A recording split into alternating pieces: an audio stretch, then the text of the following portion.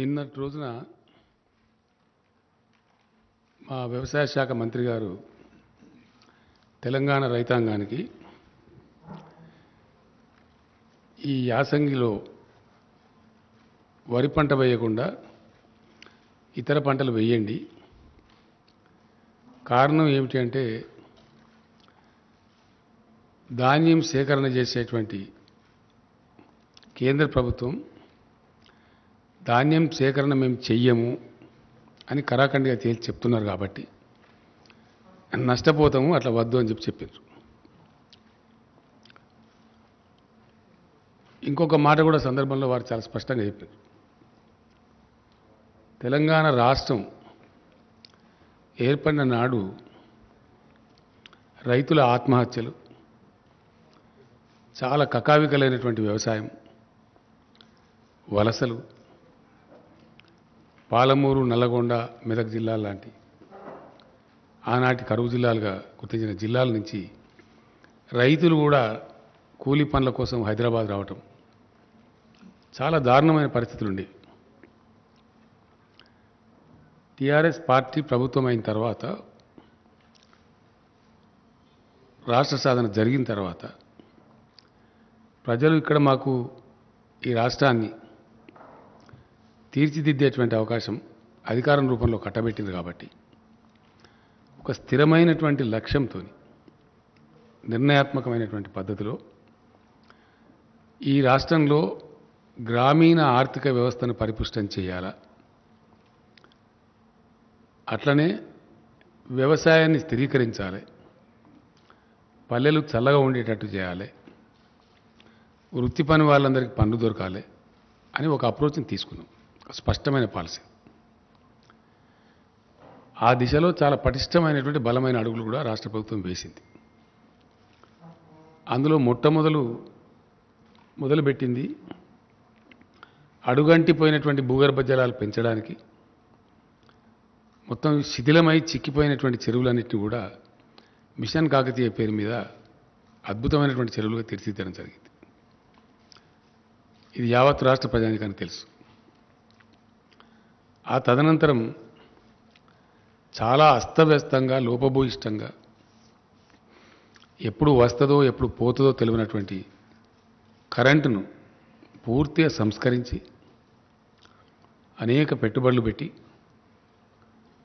24 గంటలు అన్ని రంగాలకు భారతదేశంలో మరే రాష్ట్రంలో లేని విధంగా వ్యవసాయానికి కూడా 24 hours clean power supply, very clean power, standard power, quality పవర్ను కూడా సప్లై చేసినాం. అది మాత్రమే సరిపోదు అనే ఆలోచనతో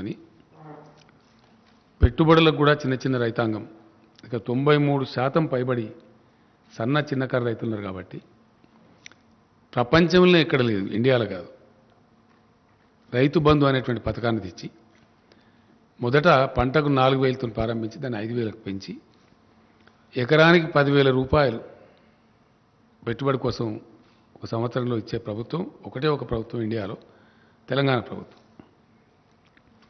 అట్లాగే రైతులు చితికిపోయినారు కాబట్టి, బ్రతుకులు ఆగమైనవి కాబట్టి, చిన్న రైతులు పాపం చనిపోతే ఆ కుటుంబాలు రోడ్డున పడతాయి కాబట్టి అక్కడ కూడా ఇబ్బంది రావద్దని చెప్పి దాదాపు 1300-1400 కోట్లు యావత్తు రైతాంగం యొక్క ప్రీమియం కూడా ప్రభుత్వమే చెల్లిస్తూ ఒక పైసా కూడా రైతు మీద భారం లేకుండా రైతు బీమా పథకాన్ని కూడా తెచ్చినాం. ఇది కూడా unique scheme in the world. ఆ రోజు ఆయన ఎల్ఐసి చైర్మన్ గారే చెప్పారు, Telangana state is the largest customer of LIC అని చెప్పి ఆ చైర్మన్ గారే బాహాటంగా హెచ్ఐసిలో సభలో చెప్పినారు. ఇట్లాంటి ఇంకా అనేక చర్యలు. ఆ కాలంలో విత్తనాలు సరిగ్గా దొరికేటివి కావు, విపరీతమైన కల్తీ విత్తనాలు ఉండేటివి. మొత్తం భారతదేశంలో కేంద్రాన్ని కొన్ని నెలల పాటు కొట్లాడి ఒప్పించి పీడీ యాక్ట్, కల్తీ విత్తనాల అమ్మిల మీద పీడీ యాక్ట్ ఉన్న ఒకే ఒక రాష్ట్రం తెలంగాణ, ఇండియాలో ఎక్కడ లేదు.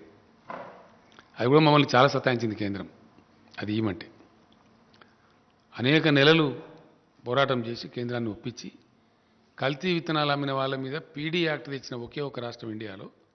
ఇది రైతాంగం యొక్క శ్రేయస్సును కోరుకోలేదు. ఎరువులు అసలు దొరికేటి కావు. తెలంగాణ ఏర్పడక ముందు రైతాంగానికి ఎరువులు కావాలంటే రోజుల తరబడి లైన్లలో ఉండటం, అక్కడ గలాటాలు కావటం, చివరికి పోలీస్ స్టేషన్లలో ఎరువు బస్తాలు పెట్టిన అమ్మిన పరిస్థితులు కూడా మనం చూసినాం. రైతులు చూసినది అందరి గమనంలో ఉంది, అందరికి తెలిసిన విషయం. ఆ రోజు మొత్తం వాడినటువంటి ఎరువులలో ఈరోజు 3 ఫోల్డ్స్ పెరిగిపోయింది. అప్పటికిప్పటికి 3 రెట్లు ఎక్కువ పెరిగింది. దాదాపు 50-55 లక్షల టన్నుల 2 పంటలకు కలిపి ఎరువుల వాడకం జరుగుతూ ఉంది. ఆ రోజు కేవలం 13-14 లక్షలు ఉంటేనే పోలీస్ స్టేషన్లో పెట్టి అమ్మించారు. కానీ కేంద్రాన్ని ఒప్పించి, ఆయన ఇప్పుడు లేరు పాపం, చనిపోయినారు, అనంతకుమార్ గారు అని మినిస్టర్ ఉండేప్పుడు, వాళ్ళని ఒప్పించి మాకు సమ్మర్లో ఇవ్వండి, ఎవరు తీసుకున్నప్పుడు మేము తీసుకుంటామని చెప్పి వాటిని పెట్టడానికి గోడౌన్లు కూడా నిర్మాణం చేసి అగమేఘాల మీద అది కూడా పునరుద్ధరించి మంచి విత్తనాలు అందుబాటులోకి తేవడం, ఎరువులు అందుబాటులోకి తేవడం, మిషన్ కాకతీయ ద్వారా చెరువుల పునరుద్ధరణ చేసి భూగర్భ జలాలు పెంచడం, 24 గంటలు క్వాలిటీ పవర్ సప్లై చేయడం, పెట్టుబడికి రైతు బంద్ చేయడం, దురదృష్టవశాత్తు రైతు చనిపోతే రైతు బీమా ఇవ్వడం, ఇట్లాంటి చర్యల వల్ల అద్భుతమైనటువంటి వ్యవసాయ స్థిరీకరణ జరిగి దాని మీద ఈరోజు కరోనా లాంటి విపత్కర పరిస్థితి వస్తే 100% ధాన్యాన్ని ప్రతి గ్రామంలో దాదాపు 6,000 పైచీలకు కొనుగోలు కేంద్రాలు ఏర్పాటు చేసి రైతులు మార్కెట్కు రాకుండా ఒక దగ్గర జమ కాకుండా నెలల తరబడి, అనేక నెలల తరబడి ధాన్యాన్ని కూడా సంపూర్ణంగా కొనుగోలు చేసిన ఒకే ఒక్క రాష్ట్రం ఇండియాలో ఇలా తెలంగాణ. అంటే రైతులను కడుపులో పెట్టుకొని వాళ్ళని చాదాలని, వాళ్ళని ఒక లైన్లో పెట్టాలని అద్భుతమైనటువంటి కృషి చేసి లైనప్ చేసింది టీఆర్ఎస్ గవర్నమెంట్. ఇది జరిగిన చరిత్ర మీకు తెలుసు, అందరికీ తెలుసు, ప్రజలకు కూడా తెలుసు. అందరు రైతుల స్వానుభవంలో ఉన్నటువంటి మాట ఇది, వాళ్ళ సొంత అనుభవంలో ఉన్న మాట. గత 7 ఏళ్ల కింద ఎట్లా ఉండే, ఈరోజు ఎట్లా ఉన్నది ప్రతి రైతుని ఎవరినంటే చెప్తారు. ఇది జరిగింది. ఈ సందర్భంలో ఒక మాట ఇక్కడ చెప్పాల్సిన అక్కర్నది. భారత రాజ్యాంగ నిర్మాతలు ఆహార కొరత దేశంలో సంభవించినప్పుడు ప్రజలకు ఆహార కొరత రాకుండా చూసేటువంటి బాధ్యతను కేంద్రం మీద పెట్టారు. అందులో నుంచి పుట్టుకొచ్చిందే food corporation of India. Food corporation of ఇండియాకు దేశవ్యాప్తంగా ఆల్మోస్ట్ అన్ని, దేశంలో ఎన్ని తాలూకా సెంటర్లు ఉన్నాయో అన్ని తాలూకా సెంటర్లలో సైంటిఫిక్ గోడౌన్స్ ఉంటాయి. నెలల తరబడి, సంవత్సరాల తరబడి ధాన్యం నిల్వ చేయాల్సి వచ్చినా నిల్వ చేసేటువంటి సదుపాయం ఉండేది ఓన్లీ కేంద్ర ప్రభుత్వం దగ్గర, అది కూడా ఎఫ్సీఐ దగ్గర. తప్పిస్తే ఏ రాష్ట్రం దగ్గర కూడా ఉండదు, ఆ అవకాశమే ఉండదు. ఇండియాలో ఉండే ఏ రాష్ట్రం దగ్గర కూడా ధాన్యం నిల్వ చేసేటువంటి గోడౌన్స్ ఉండవు. ఉన్నా కొద్ది రోజుల కోసమే ఉంటాయి తప్ప సైంటిఫిక్ గోడౌన్స్ ఉండవు. సైంటిఫిక్ గోడౌన్స్ ఇంటర్నేషనల్ స్టాండర్డ్లో కలిగి ఉన్న ఒకటే ఒక సంస్థ భారత ఆహార సంస్థ, that is food corporation of India. ఎందుకంటే ఎక్స్పోర్ట్ చేయాలన్నా without seeking any permission from anybody కేంద్రం చేయగలదు. లేదు ఇథనాల్ లాంటి ప్రత్యామ్నాయ వాడకానికి పంపాలన్నా కేంద్రం డెసిషన్ తీసుకొని పంపగలదు. ఈ అధికారాలు ఇవి కూడా ఏ రాష్ట్ర ప్రభుత్వానికి కూడా లేవు, అట్లానే తెలంగాణ ప్రభుత్వానికి కూడా లేవు. ఇది కూడా స్పష్టం. అంటే రాష్ట్రం, దేశంలో కరువు కాటకం, అతివృష్టి, అనావృష్టి వచ్చినప్పుడు ఫుడ్ సప్లైకి దోకా లేకుండా చేయాలి కాబట్టి, చాలా పెద్ద జనాభా ఉన్న దేశం కాబట్టి ఈ బాధ్యత కేంద్రం మీదనే ఉంది, రాష్ట్రాల మీద లేదు. ఇక్కడ ఓ రాష్ట్రంలో బాగుండొచ్చు, ఓ రాష్ట్రంలో బాగా లేకపోవచ్చు. బ్యాలెన్స్ చేసేటువంటి అధికారం కేంద్రానికి పెట్టిండ్రు, అది వాళ్ళ దగ్గరనే ఉంది. ఇప్పుడు ఏం జరుగుతూ ఉంది దేశంలో అంటే చాలా విచిత్రంగా, ఇప్పుడు ఉన్నటువంటి కేంద్ర ప్రభుత్వం తన బాధ్యతను విస్మరిస్తూ పూర్తి బాధ్యత రాహిత్యంగా మేము ధాన్యం తీసుకోము అని కాలికి పెడితే మెడకు పెడితే పెట్టేటువంటి మెలికలు దింపుతూ ఉంది. దీని మీద అధికారులు, సివిల్ సప్లై శాఖ మంత్రి గారు, ఇండస్ట్రీస్ మినిస్టర్ గారు, ఇంకా అనేక పనుల నిమిత్తం వెళ్తూ ఈ పని మీద కూడా అగ్రికల్చర్ మినిస్టర్ గారు చాలా ట్రిప్పులు ఢిల్లీకి చేసినాం, చాలా కన్ఫ్యూజ్ చేసినారు. వాళ్ళు ఎంఓయూ చేస్తారు, ఎఫ్సిఐ, కేంద్ర ప్రభుత్వం నిరాకరిస్తుంది. ఇప్పుడు మీకు ఇచ్చిన కాగితాలలో ఉన్నాయి, మీకు ఇచ్చిన క్లియర్ సెట్స్ ఇచ్చిన 5 సెట్స్ ఇచ్చినాం మీకు. ఇప్పుడు మేము దానిలో రకరకాలుగా కాలుకు పెడితే మెడకు పెడితే కాలుకు ఎంత కూడా పెట్టడం జరుగుతూ ఉంది. ధాన్యం తీసుకోము అని చెప్పి నిరాకరిస్తున్నారు. రాష్ట్రాలు ఏం చేయలేవు, ధాన్యాన్ని తీసుకుని ఎక్కడ పెట్టాలి? రాష్ట్రం పెట్టే వ్యవస్థ లేదు, ఎక్స్పోర్ట్ చేసే అధికారం లేదు, మళ్ళీ కేంద్రం దగ్గర పోవాలా. ఆ నిల్వలు పెట్టేటువంటి గోడౌన్స్ లేవు. కాబట్టి రాష్ట్రం ఏం చేయజాలదు. చరిత్ర మొత్తం చూస్తే కూడా మనం మొత్తం స్వతంత్రం వచ్చిన కానీ చెప్పేదాకా గతంలో మీ అందరికి గుర్తుండే ఉంటుంది లెవీ బియ్యం సేకరణ అనేది. అప్పుడు ఆహారం ధాన్యం తక్కువ ఉన్నప్పుడు రైతు ఏదో చోట అమ్ముకుంటా అంటే అమ్ముకొని ఇవ్వకుండా కూడా బలవంత పెట్టి లెవీ సేకరణ అని చెప్పి చేసేది. ఖచ్చితంగా ప్రతి రైతు ప్రతి మిల్లర్ ఇంత ఇవ్వాలని చెప్పి చేసేది ఒక కాలంలో. ఇప్పుడు ఆ బాధ్యత కేంద్రం మీదనే ఉంటుంది. మొన్న ఈ మధ్య దాదాపు నెల రోజుల క్రితం ఎంత కొంచెం చిక్కు వస్తున్నదని చెప్పి తెలిస్తే నేనే స్వయంగా ఢిల్లీకి వెళ్ళి ఆ సంబంధిత శాఖ మంత్రి గారిని కలిసి మాట్లాడడం జరిగింది. ఎఫ్సిఐ ఎంఓయూ చేయడం మీరు నిరాకరించడం మరి ఇది సరైన పద్ధతి కాదు కదా. ఒక సంవత్సరం టార్గెట్ మీరు ఎంత తీసుకుంటారో చెప్పండి మా రాష్ట్రం నుంచి, దాని ప్రకారం మేము రైతులకు కూడా చెప్తాం పంట మార్పిడి చేసుకుంటామని చెప్పినాం. ఆ పంట మార్పిడి చేయించండి అని నాతో చెప్పిండు. ఆయన నాతో చెప్పడానికి మీకు ఇచ్చిన సెట్స్లో కూడా ఉంది. 3 times క్లియర్గా పంట మార్పిడి చేయించండి, పంట మార్చండి, మార్చిన పంట రైతులు వేస్తే వాళ్ళకి ఇన్సెంటివ్ కూడా ఇవ్వండి అని చెప్పి కూడా రాశారు. క్లియర్ మీకు ఇచ్చిన సెట్స్లో ఉంది, తీసుకోమని చెప్పి. ఇక్కడ ఇంకో విచిత్రమైన పరిస్థితి ఏంటంటే ఈ బియ్యం దీనికి ఒక చిన్న కథ ఉన్నది. ఇది ప్రజలకు తెలియాలి కాబట్టి నేను చెప్తా ఉన్నాను. ఏంది కథ అంటే వర్షాకాలంలో పండే పంటనేమో తక్కువ టెంపరేచర్ ఉన్నప్పుడు పంట చేతికి వస్తుంది. అప్పుడు దానికి నూకలు కావు, మిల్లర్స్ కూడా ప్రాబ్లం ఉండదు. తెలంగాణ ప్రాంతంలో యాసంగిలో పండే పంట ఏదైతే ఉంటుందో అది ఫిబ్రవరి 20 తర్వాత ఫ్లవరింగ్ అంటే ఈంతేనే ధాన్యం వస్తుంది, లేకపోతే తాళైపోతుంది. ఫిబ్రవరి 20 తర్వాత న్యాచురల్గా మన దగ్గర టెంపరేచర్స్ పెరుగుతాయి. మార్చ్ ఏప్రిల్ దాకా వరి కోతలు జరుగుతాయి. అప్పుడు 35 degrees దాటిపోతుంది. అప్పుడు ఏమైందంటే నూక అయిపోతుంది. ఆ నూక కావద్దు, ఎక్స్పెక్టెడ్ అవుట్ టర్న్ రావాలి అంటే దేశంలో కొన్ని రాష్ట్రాలలో బాయిల్డ్ రైస్ వినియోగం ఉంది కాబట్టి దాన్ని బాయిల్ చేసి మిల్లర్స్ తయారు చేసి ఇస్తారు. పబ్లిక్ డిస్ట్రిబ్యూషన్ సిస్టమ్ కింద కంట్రోల్ బియ్యం ఇచ్చేది ఏదైతే ఉంటుందో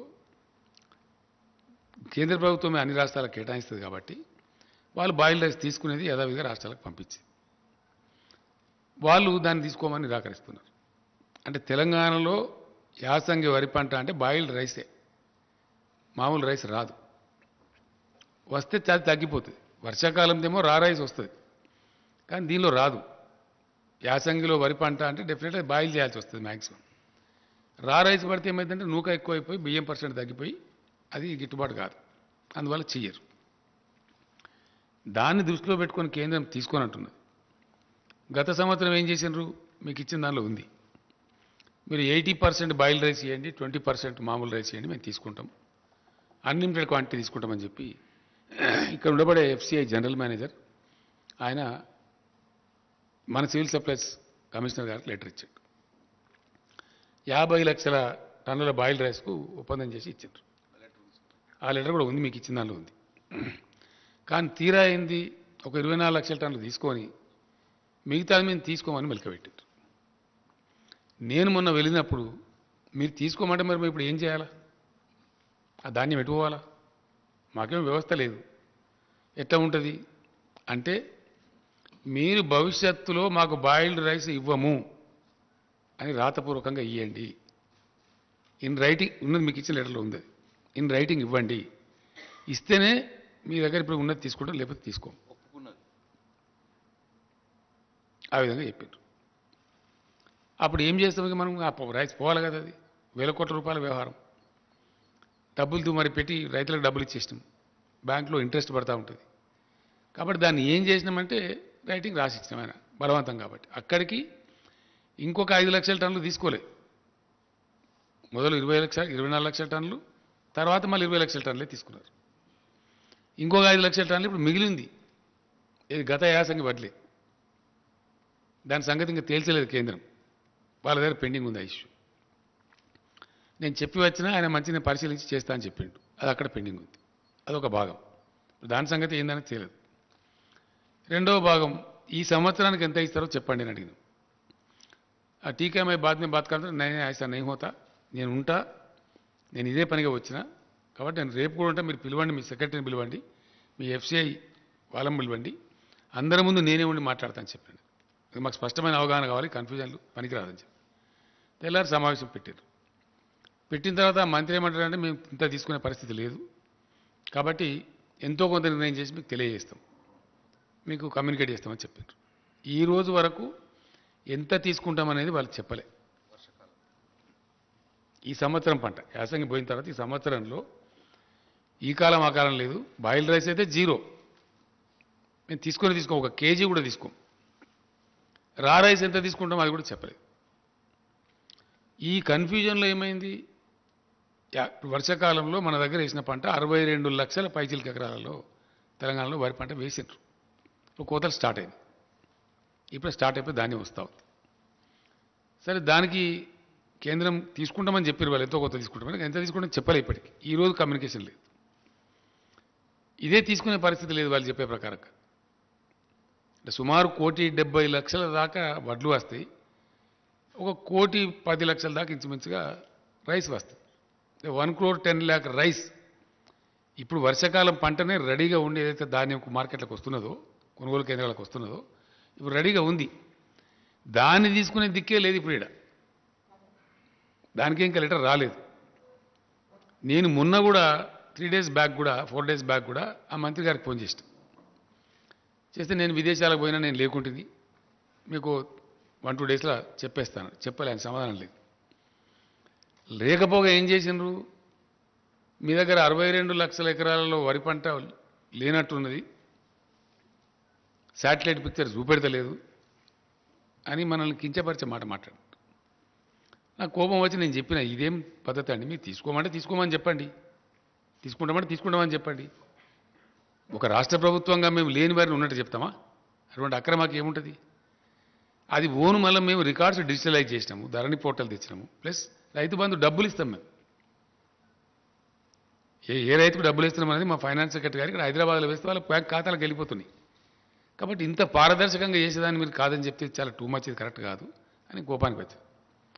సరేనండి, మంచిది, మీ వాళ్ళని పంపమంటే మన అగ్రికల్చర్ సెక్రటరీ, మన ఫైనాన్స్ సెక్రటరీ మన ఢిల్లీకి పోయి 3 రోజులు ఉండి వచ్చారు. దాని మీద ఇప్పుడు ఉలుకు లేదు, పలుకు లేదు, ఇప్పటి సమాధానం రాలే. అంటే 62 లక్షల ఎకరాల్లో వచ్చేటువంటి సుమారు 1,70,00,000 వడ్లదే అతిగతి లేదు ఇప్పుడు. ఇది రెడీగా వచ్చిన పంటది, ఇది ఉన్న యథాతథమైన పరిస్థితి. దీని మీద వాళ్ళు ఎట్లా మాటలు మార్చినరో, ఎట్లా లెటర్లు ఇచ్చినరో, ఇవన్నీ కూడా మీకు నేను 5 sets ఇచ్చిన. దానిలో హైలైట్ కూడా చేసినాం మేము. ఎస్, వస్తుంది ఇప్పుడు ఆటోమేటిక్గా, దానికే ఇప్పుడు ఏం లేదు. ఇది ఈ విధంగా ఉంది. ఈ విధంగా ఉన్నటువంటి దాన్ని, ఇదే ఒక ఇబ్బంది ఉంది, ఒక సమస్యాత్మకంగా ఉంది, ఇది ఏం తేలాలని చెప్తే మనం ఇటీవల శాసనసభ సమావేశం జరిగినప్పుడు కూడా దానిలో కూడా నేను స్పష్టంగా చెప్పిన రైతాంగానికి, ఇదంతా ఇప్పుడు మీకు చెప్పిన సబ్జెక్ట్ అంతా చెప్తూ, నవంబర్లో మొదటి వారంలో కానీ 2వ వారంలో కానీ ప్రకటిస్తారు, ప్రభుత్వం ప్రకటిస్తుంది, యాసంగిలో ఏ పంటలు వేసుకోవడం ఉత్తమం అనే మాట చెప్తామని చెప్పాను. అక్కడి నుంచి సమాధానం లేదు ఒకటి. రెండోది బాయిల్డ్ రైస్ అయితే తీసుకోమని చెప్పాను, 2 స్పష్టంగా ఉంది. కాబట్టి వరి పంట వేస్తే ఏమవుతుంది, రైతులు నష్టపోతారు, అది అమ్ముడు పోదు, రాష్ట్ర ప్రభుత్వం కొనుగోలు చేయజాలదు, బికాస్ కేంద్రం తీసుకోదు కాబట్టి రాష్ట్ర ప్రభుత్వం తీసుకొని ఏం చేయాలా, తీసుకోజాలన్నప్పుడు ఎటువాలం అనేది పోదు. దానికి బదులుగా మేము గతంలో 15-20 రోజుల నుంచి 30 రోజుల నుంచి నేను 2-3 times నేను మినిస్టర్ గారు అంతా రివ్యూలు చేసి ఏ పంటలు వేయడానికి అనుకూలంగా ఉంటుంది శాస్త్రవేత్తలను పిలిపించి, అగ్రికల్చర్ యూనివర్సిటీని పిలిపించి మాట్లాడి, కొన్ని రకాల సీడ్స్ మన దగ్గర లేకపోతే కూడా దాన్ని తెప్పించినాం. ఏ పంటలు అయితే వేయచ్చో, ఏ పంట లాభసాటి ఉంటుందో, నువ్వులు కానీ, ఆవాలు కానీ, మన పలికాయ కానీ, ఇంకా ఇతర దాదాపు 9-10 పంటలున్నాయి వేదగినటువంటి, వరి కంటే మంచి లాభం వచ్చే పంటలు కూడా ఉన్నాయి. మనం ఎందుకంటే కరెంటు తెచ్చినాం, నీళ్లు తెచ్చినాం, భూగర్భ జలాలు పెంచినాం, పెట్టుబడి ఇస్తున్నాం, రైతాంగం చేయడానికి సిద్ధంగా ఉన్నారు, వ్యవసాయ స్థిరీకరణ జరిగింది రాష్ట్రంలో. కాబట్టి మన రైతాంగం నష్టపోవద్దు, రైతాంగాన్ని కాపాడుకోవాలి అని మేము ఇతర పంటలు వేయమని చెప్పాం. నిన్న వ్యవసాయ శాఖ మంత్రి గారు స్టేట్మెంట్ ఇచ్చారు. ఇది ధాన్యం పంట, దాని సేకరణ, దాని చుట్టూ ఉన్నటువంటి విషయం ఒక స్పష్టమైన అవగాహనతోని మేము చెప్పిన రైతులకు ఎందుకు చెడిపోయి ఎటుకాకుండా అయిపోయి గత్తరబిత్తరైపోయి ఆత్మహత్యలు చేసుకొని ఆగమైపోయిన తెలంగాణ రైతాంగాన్ని 7 సంవత్సరాల అవిరళ కృషి ద్వారా, అనేక పటిష్టమైన చర్యల ద్వారా ఒక దరికి తెచ్చినాం మేము. డెఫినెట్గా ఇవాళ గ్రామాలలో సంతోషం ఉన్నది. పంటలు పండుతున్నాయి మంచిగా, అద్భుతమైన పంటలు పండుతున్నాయి, నీళ్లు వస్తున్నాయి. కాకతీయ కెనాల్లో దాదాపు 9 నెలల పాటు నీళ్లు పారే పరిస్థితి కళ్ళారా చూస్తూ ఉన్నాం. ఇతర అనేక ప్రాజెక్టులు పారుతున్నాయి. ఇట్లా చేసి పెండింగ్ ప్రాజెక్టులు కంప్లీట్ చేసినాం, కాళేశ్వరం లాంటి పెద్ద ప్రాజెక్టులను కంప్లీట్ చేసినాం. ఇవన్నీ చేసి ఒక స్థిరీకరణ చేసి ఇప్పుడిప్పుడే స్థిరపడి నిలదొక్కుని బ్రహ్మాండంగా రైతాంగం ఒక ఆశావాద దృక్పథం అయిపోతున్నారు. బ్యాంకులలో లోన్లు తీసుకుంటలేరు, తగ్గిపోతూ ఉంది. పెట్టుబడి అందిస్తున్నాం కాబట్టి సకాలంలో టైంలు పోతుంది కాబట్టి చిన్న రైతుకైతే బ్యాంక్ పోయి లోన్ తీసుకునే అవసరమే లేకుండా పోతూ ఉంది. ఆ రకంగా జరుగుతూ ఉంది. ఈ పరిస్థితి ఈ విధంగా ఉంటే నిన్న మంత్రి గారు స్టేట్మెంట్ ఇస్తే ఈ రాష్ట్ర బీజేపీ అధ్యక్షుడు, దేశాన్ని పరిపాలించేటువంటి బీజేపీ అధ్యక్షుడు చాలా బాధ్యతారహితంగా అసత్యమైనటువంటి విషయాన్ని, పచ్చి అబద్ధాన్ని ఆయన చెప్తున్నాడు. ఏమని చెప్తున్నాడు ఆయన? మీరు రైతులు వరి పంటనే పండించాలి, పండించండి, మెడలు వంచి మేము కొనిపిస్తాం. ఎవరి మెడలు వంచుతాడు ఈయన? ఆయన మెడ వంచుకుంటాడా? కేంద్రం మెడ వంచుతాడా? ఎవరి మెడ వంచుతాడు?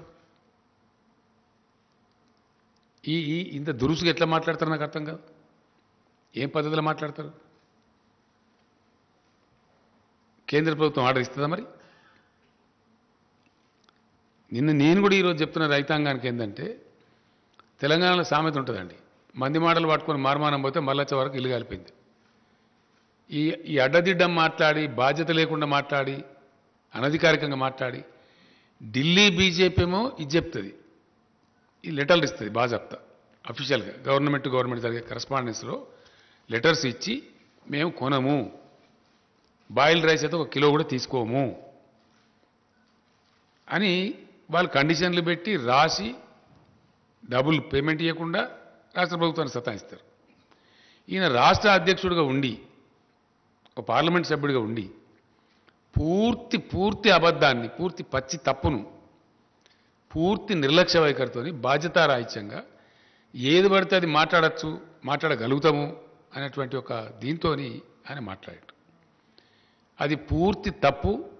ఆయనకు నెత్తి లేదు, నాకు కత్తి లేదు, ఆయనకేమి జిమ్మదారు లేదు, బాధ్యత లేదు. ఈ మాటలు చాలా మాట్లాడుతున్నాడు ఆయన చాలా రోజుల నుంచి. నేను కూడా క్షమిస్తూ వచ్చిన, నా స్థాయి మనిషి కాదు, చిన్నవాడు, పట్టించుకోలే. నా మీద వ్యక్తిగతంగా అడదిడంగా మాట్లాడినా పట్టించుకోలే. ఏనుగు పోతుంటే ఎన్నికలు మరుగుతాయని చెప్పి వదిలిపెట్టాం. కానీ మరీ టూ మచ్గా బాధ ఎక్కడ కలుగుతుంది? తెలంగాణ రైతులను 7 ఏళ్ల నుంచి మేము కంటికి నిద్ర లేకుండా కాపాడి ఒక స్థాయికి తెచ్చి, వాళ్ళ అప్పులు కట్టిపించి, వాళ్ళని గడ్డకేసి, వాళ్ళు బాగుపడాలని మేము తీసుకొని పోతూ ఉంటే మొత్తం రైతాంగం యొక్క బతుకునే ఆగం చేసే విధంగా బాధ్యత లేకుండా, నీకేం కావాలి?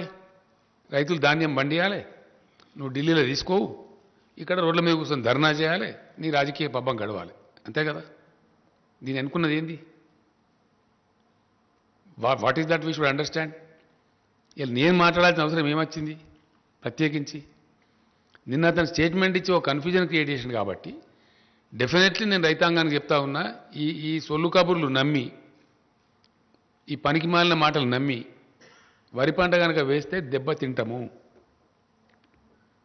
ఇంకా తెలంగాణలో ఉండేటువంటి వాతావరణ పరిస్థితుల వల్ల యాసంగిలో వరి పంట మనకు క్షేమదాయకం కాదు. తీసుకునేటువంటి కేంద్రం చేతులు ఎత్తేస్తూ ఉంది, మేము తీసుకోమని నిరాకరిస్తూ ఉంది.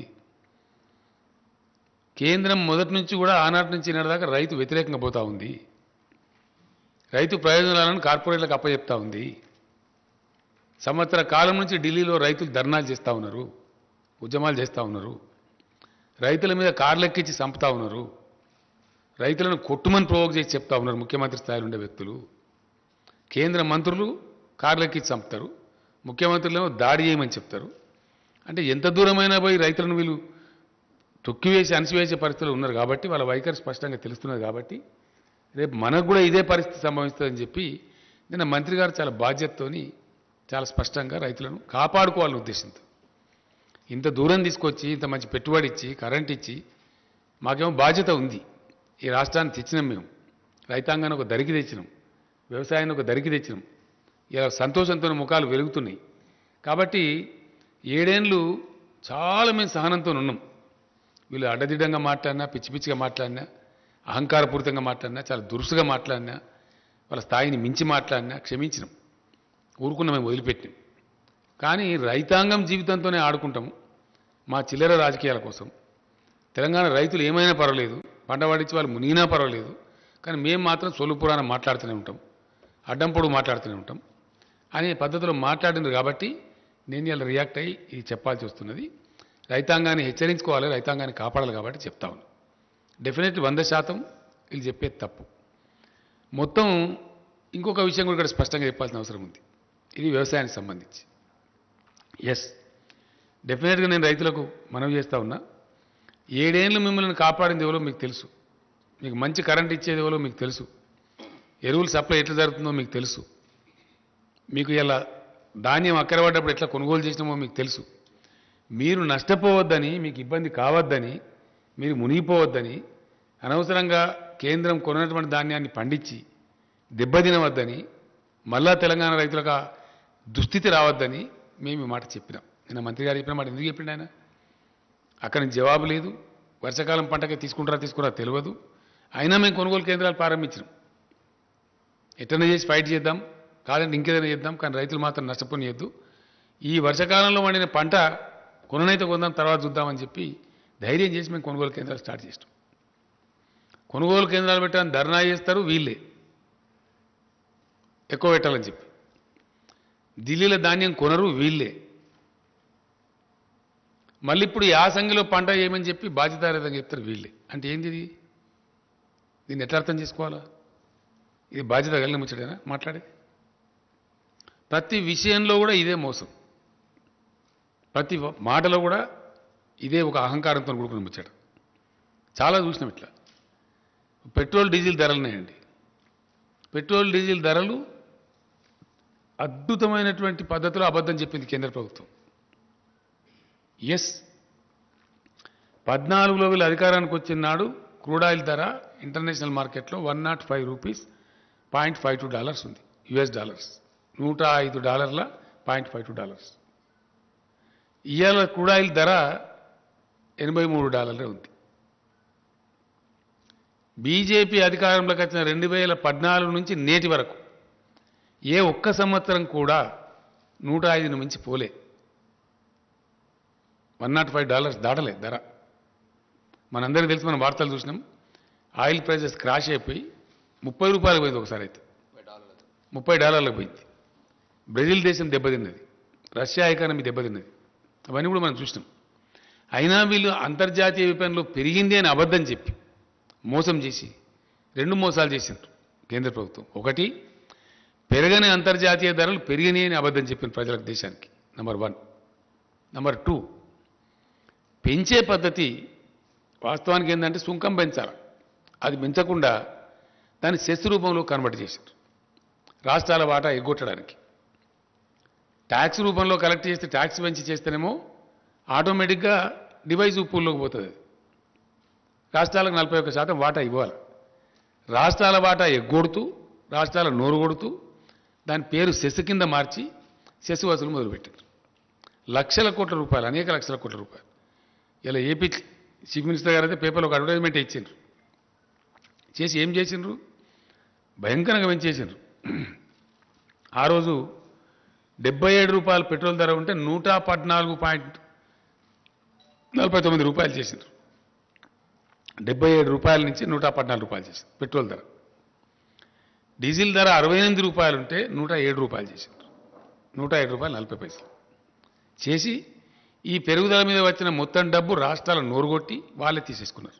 సెస్ రూపంలో మార్చేసి, ట్యాక్స్ రూపంలో పెట్టకుండా. ఇటు రైతులకు, ప్రజలకు మోసం, ప్రజల మీద భారం వేయడం, అబద్ధాలు చెప్పి వేయడం, అంతర్జాతీయ మార్కెట్లో పెరగకపోయినా కానీ పెరిగిందని చెప్పడం, పచ్చి తప్పు, పచ్చి మోసం, ప్రజలను మోసగించడం.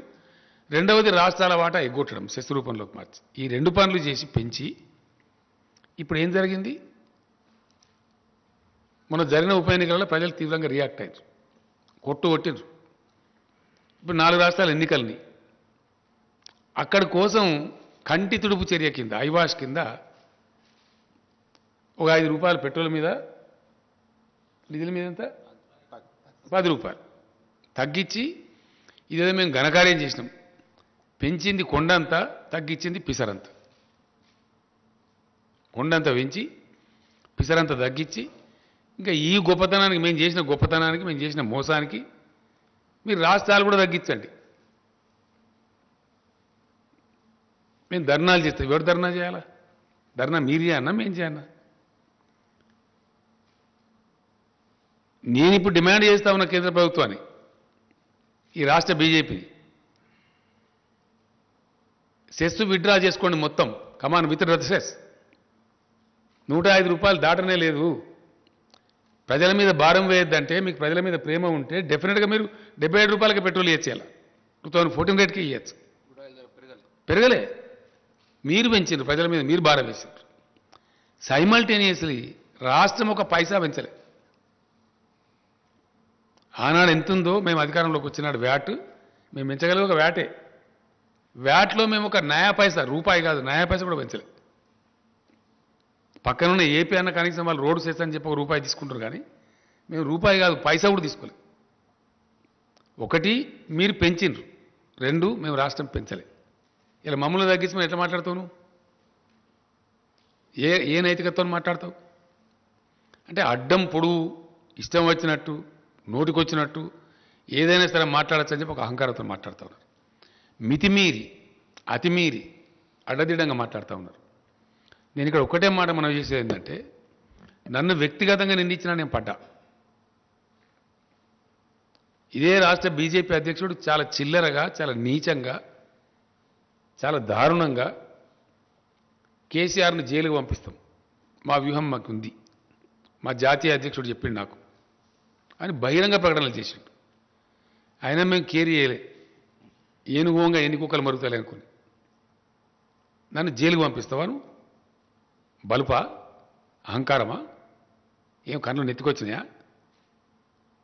ఎవరితో మాట్లాడుతున్నావు నువ్వు? ఇంత అహంకారం ఏంది నాకు అర్థం కాదు.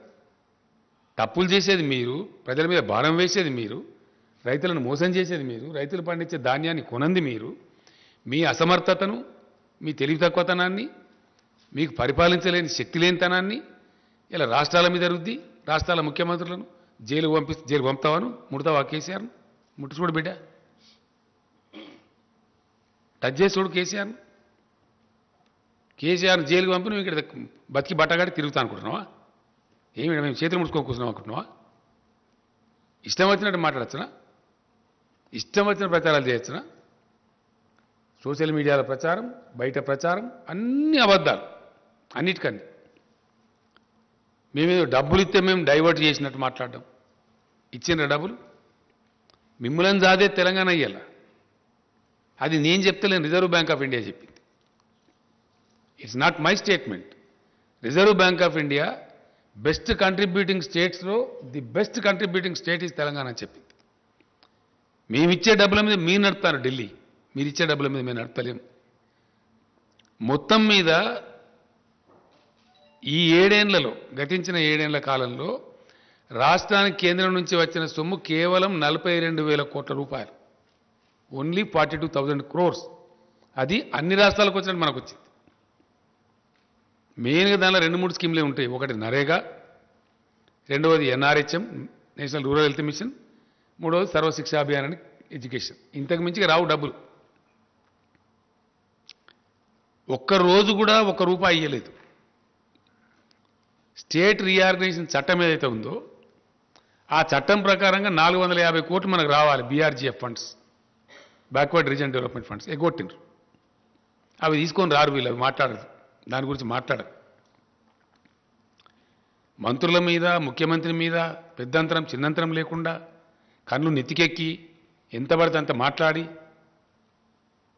మేము ఎందుకంటే రాష్ట్రం కొత్తగా తెచ్చుకున్నాం, ఎందుకు మనకు పెద్ద కేంద్రంతో అంత పెద్ద అప్ఫ్రంట్ కన్ఫ్రంటేషన్ ఎందుకు, ఒక పద్ధతిగా రాష్ట్రాన్ని సెటిల్ చేసుకుందామని మేము ఓపిక వహించి, సంయమనం వహించి, కేంద్రం సహకరించకున్నా 5 సంవత్సరాలు హైకోర్టు విభజన చేయలే.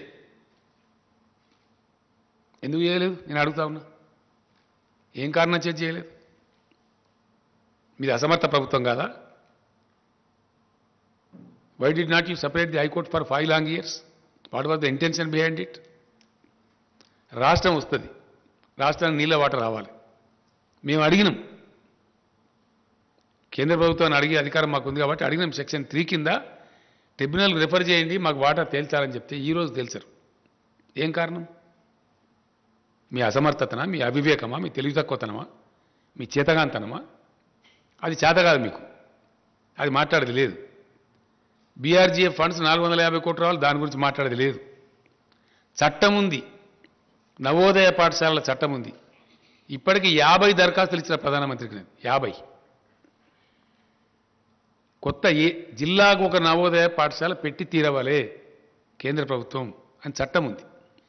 ఇది యాక్ట్ ఉందండి, మీరు యాక్ట్ కింద మాకు ఇవ్వాలి ధర్మం అని చెప్పి కొత్త జిల్లాలకు నవోదయ పాఠశాల ఇవ్వమంటే ఒక్కటి కూడా ఇవ్వలే. నో. 157 కళాశాలలు, మెడికల్ కళాశాలలు మంజూరు చేస్తే తెలంగాణకు ఒకటి ఇవ్వలే. Not even one. ఏడవన్నారు ఈ బీజేపీ నాయకులు? ఇక్కడ నుంచి ఉన్న కేంద్ర మంత్రి ఎక్కడ వండుకున్నాడు? ఇక్కడ నుంచి ఉన్న ఎంపీలు ఎక్కడ వండుకున్నారు? What is your answer? First దీనికి సమాధానం చెప్పు. ఇప్పుడు మేం పెడతాం ధర్నాలుగా. ఎస్, ఉత్తర భారతంలో రైతులు ఎవరైతే కొట్లాడుతున్నారో వాళ్ళకి అండగా నిలుస్తాం. రైతు వ్యతిరేక చట్టాలు మొత్తం విత్డ్రా చేసుకోవాలి, ధర్నా చేస్తాం. డెఫినెట్గా సీరియస్గా కొట్లాడతాం. పెట్రోల్ మీద పెంచినటువంటి సెస్సులు పెట్రోల్ డీజిల్ మీద వెంటనే విరమించుకోవాలి. మిమ్మల్ని పండనీయం నిల్వనీయం. తెలంగాణలో పండించే వరి ధాన్యాన్ని పూర్తిగా కొనుగోలు చేయాలి. దమ్ముంటే ఈ రాష్ట్ర అధ్యక్షుడు నోటి మాటలు సొల్లు పురాణాలు మాట్లాడడం కాదు, పోయి తీసుకొని రా ఆర్డర్ను, నేను నిలబడేపిస్తా వరిధాన్యం. 70-80 లక్షలలో ఇప్పుడు వరిధాన్యం వేసే అవకాశం ఉంది తెలంగాణకు. అద్భుతమైన ఉత్పత్తి వస్తూ ఉంది. రైస్ మిల్లర్లు కూడా వాళ్ళ కెపాసిటీ పెంచుకున్నారు. తీసుకురా నువ్వు ఆర్డర్. నువ్వు కేంద్రం వడ్లు తీసుకుంటా అంటే కేసీఆర్ వద్దంటుండా? ఏం చెప్తున్నావు నువ్వు? ఎంత బాధ్యత రహితంగా మాట్లాడుతున్నావు? నువ్వు మాట్లాడవచ్చునా? అట్లా మాట్లాడి తిరుగుతా అనుకుంటున్నావు తెలంగాణలో? కేసీఆర్ బతికుండగానే తెలంగాణ రైతులు నాగం చేస్తావా నీ సొల్లు పురాణంతో? చేయగలుగుతావా? దా, నువ్వు కొంటాను నిన్న మాట్లాడినావు కదా, మెడలు వంచుతాను. నీ మెడలు నేను వంచానా? మరి నీ మెడలు వంచులుగా ఇరుస్తాం దమన ఒక రైతుల ధాన్యం తీసుకోకపోతే. తెస్తావా ఆర్డర్? నీ పార్టీ అధికారం ఉంది కదా ఢిల్లీలో, తీసుకొని రా. వారం లోపల తీసుకురా. అడ్డం పొడుగు మాట్లాడడం కాదు కదా. నీకు దమ్ముంటే నిన్న రాత్రి కూడా మాట్లాడాను నేను. ఒకవైపునేమో పంటల మార్పిడి చేయించండి, వరిధాన్యం వేయించకండి అని రాతపూర్వకంగా ఇస్తారు, మీకు ఇచ్చిన సెట్లలో ఉంది, దయచేసి మీరు చూడండి అది. ఆన్ ద అదర్ హ్యాండ్ వరిధాన్యం వేయమంటావు నువ్వు అంటావు. ఢిల్లీ బీజేపీ వరిధాన్యం వేయొద్దంటది, ఇక్కడ సిల్లీ బీజేపీ వరిధాన్యం వేయాలట. ఏది కరెక్టు? ఢిల్లీ బీజేపీ కరెక్టా, ఇక్కడ సిల్లీ బీజేపీ కరెక్టా? What is right? నేను మాట్లాడినా వ్యవసాయ శాఖ మంత్రి గారు, నేను కూర్చొని ఇది ఏం స్టేట్మెంట్ అని నాకు అర్థం కాదు. ఈ దరిద్రుడు ఇట్లా ఇచ్చిండు, ఇంకైనా బాధ్యత ఉందా, బరువు ఉందా, అసలు ఏం నాకు అర్థం కాదు తమాషా అని చెప్పి అడిగితే మాట్లాడితే నేను కేంద్ర మంత్రిని అడిగినాను నిన్న. ఏమంటే మరి నువ్వు నాకు స్వయంగా ఇట్లా చెప్పినావు, మార్చమని చెప్పినావు, నాతో రాయించుకున్నావు, బాయిల్డ్ రైస్ ఒక కిలో కూడా ఇయ్యమని చెప్పి ఇంకో 5 లక్షలు నీ దగ్గర పెండింగ్ పెట్టుకున్నావు. ఈ సంవత్సరం టార్గెట్ ఇవ్వమంటే ఇస్తలేవు, ఇంకా తెలుస్తలేదు. మరి మీ అధ్యక్షుడు వరి మాత్రమే పండించండి, ఎట్లా కొనరో చూస్తాం. ఎవరు కొంటారు? నువ్వా నేను కొనేదని అడిగిన. నేను ఐసా కైసా బోల్తే బోలే. ఇలా పేపర్లలో వస్తే తెప్పించుకొని చూడమని చెప్పింది. ఎలక్ట్రానిక్ మీడియాలో ఆల్రెడీ వచ్చింది, నువ్వు తెప్పించుకొని చూడు, పేపర్లు తెప్పించుకొని ఇలా మీ ఇంటెలిజెన్స్ ద్వారా తెప్పించుకోండి ఏం మాట్లాడిండో అని అడిగినాం. నేనేమంటున్నా అంటే నువ్వు తీసుకురా, ఆర్డర్ తీసుకురా. కేంద్రం కొంటాను నేను వద్దంటున్నా. యాసంగిలో వరి పెట్టుకునే అవకాశం డిసెంబర్ ఎండింగ్ దాకా ఉంటుంది. నేను తెలంగాణ రైతాంగానికి ఒకటే మనవి చేస్తా ఉన్నా, డిసెంబర్ చివరి దాకా కూడా మనం వరిధాన్యం పెట్టుకోవచ్చు. ఈ సిల్లీ బీజేపీ, దొంగ బీజేపీ ఆర్డర్ ఇస్తుందా? ఈ ఆర్డర్ తీసుకురా. 1.5 కోటి టన్నులు తీసుకుంటాం బాయిల్ రైస్ అని చెప్పి తీసుకురా. మొత్తం నేనే సీడ్ సప్లై చేయించి బ్రహ్మాండంగా నేనే పంట వేపిస్తాను నిలబడి. అన్ని జిల్లాల మంత్రులు ఎమ్మెల్యేలు నిలబడి బ్రహ్మాండంగా పొలాలు చేపిస్తాం. కావాల్సినంత పట్టేంత వాటర్ ఉన్నది, ఫుల్ పవర్ సప్లై చేస్తున్నాం, పెట్టుబడి ఇస్తున్నాం రైతాంగానికి. మేమే వేయిస్తాం మరి పంట, తీసుకురాను అంటే ఏమన్నట్టు? ఇది బాధ్యతారహితంగా ఇష్టం వచ్చినట్టు సొల్లు పురాణం మాట్లాడుకుంటా, అబద్ధాలు ప్రచారం చేసుకుంటా మేము ఇట్లే తిరుగుతామంటే ఇప్పటిదాకా చెల్లింది. But now you will face. వర్షాకాలం ధాన్యం తీసుకునేదాకా నిద్ర పోనీయం, యాసంగి పక్కకు పెట్టు. కేంద్ర ప్రభుత్వాన్ని నిద్ర పోనీయం, ఇక్కడ వీళ్ళని కూడా తిరగనీయం బజార్ మీద. మేం చేస్తాం ధర్నా. మీ ధర్నా సంగతి ఏందో మెడలు ఎవరు ఇవ్వంచాను, నీ ఇవ్వంచాను, నా ఇవ్వంచాను, ఎవరు ఇవ్వంచాను, ఏ ప్రభుత్వాన్ని ఇవ్వంచాను, ప్రజల ముందు పెడతాం బజార్లు. చాలా ఇష్యూలున్నాయి, ఇంకా చాలా అనేకమైన ఇష్యూల్ని. ఇన్ని రోజులు ఎందుకన్నా మేము ఒక మర్యాదగా పద్ధతిగా కొత్త రాష్ట్రం కాబట్టి దీన్ని సెటిల్ చేసుకుందాం అని చెప్పినాం. అన్ని ఉల్టా పల్టా మాట్లాడతారు, ప్రతి విషయానికి ఉల్టా పల్టా మాట్లాడతారు, ప్రతి విషయానికి అబద్ధాలు చెప్పడం. మీకు చేత కాదు, మీరేం చేయలే. మేము కమిట్మెంట్ ఉన్నోళ్ళు, మీ రాష్ట్రం తెచ్చిన వాళ్ళు. ఎస్, మేము దళిత బంధు పథకం తెచ్చినాం. 100కు 100% దాన్ని అమలు చేస్తాం. మాకు చిత్తశుద్ధి ఉంది. It's our agenda. స్పష్టంగా చెప్పిన ఉప ఎన్నిక రాగానే దొంగ మాటలు మాట్లాడడం, అబద్ధాలు చెప్పడం, సోషల్ మీడియాలో ఇష్టం వచ్చినట్టు అవాకులు చెవాకులు పెరగడం, ఇష్టం వచ్చిన పద్ధతులు ఎవరం పడితే వాళ్ళను ఏది పడితే అది మాట్లాడడం, ప్రజలను తప్పుదారి పట్టేయడం. ఇన్ని రోజులు మీ ఆటలు చెల్లినాయి బిడ్డ. మీ నోటికొచ్చినట్టు కూస్తున్నారు కారుకూతలు. దళితుల కోసం గిరిజనుల కోసం పెట్టినటువంటి ఆట్రాసిటీ చట్టాన్ని పట్టుకొని ఒక విధవ లొటపీస్ చట్టం ఉంటాడు. ఎవరు లొటపీస్? చట్టాలు గౌరవం లేదు, కోర్టు గౌరవం లేదు, దళిత గిరిజన ప్రజలంటే భయం లేదు మీకు. ఏం తమాషా చేస్తున్నారా ఈ రాష్ట్రంలో? ఏమో మీ అరాచకమా? ఏం చేసింది మీరు? ఏ వర్గం ప్రజలకు చేసినారు? మీ 7 ఏళ్ల పరిపాలన ఈ దేశానికి ఒరగబెట్టింది ఏంటి? ఒక్క మంచి పని ఉందా మీ కేంద్రం చేసిన, ప్రభుత్వం చేసిన మంచి పని? ఒక్కటి మీరు దళితులకు చేసిండ్రా, గిరిజనులకు చేసిండ్రా, బీసీలకు చేసిండ్రా, రైతులకు చేసిండ్రా, నిరుద్యోగ యువకులకు చేసిండ్రా? ఒక్క మాట మీద నిలబడ్డరా? 15 లక్షలు ఇస్తామని ఇచ్చిండ్రా? 2 కోట్ల ఉద్యోగాలు ఇస్తామని ఇచ్చిండ్రా? Yes, I'm questioning. As a party president, as a chief minister, I'm questioning. ఏ మాట మీద నిలబడ్డారు మీరు? సందర్భం వచ్చినప్పుడల్లా భావోద్వేగాలు రెచ్చగొట్టడం.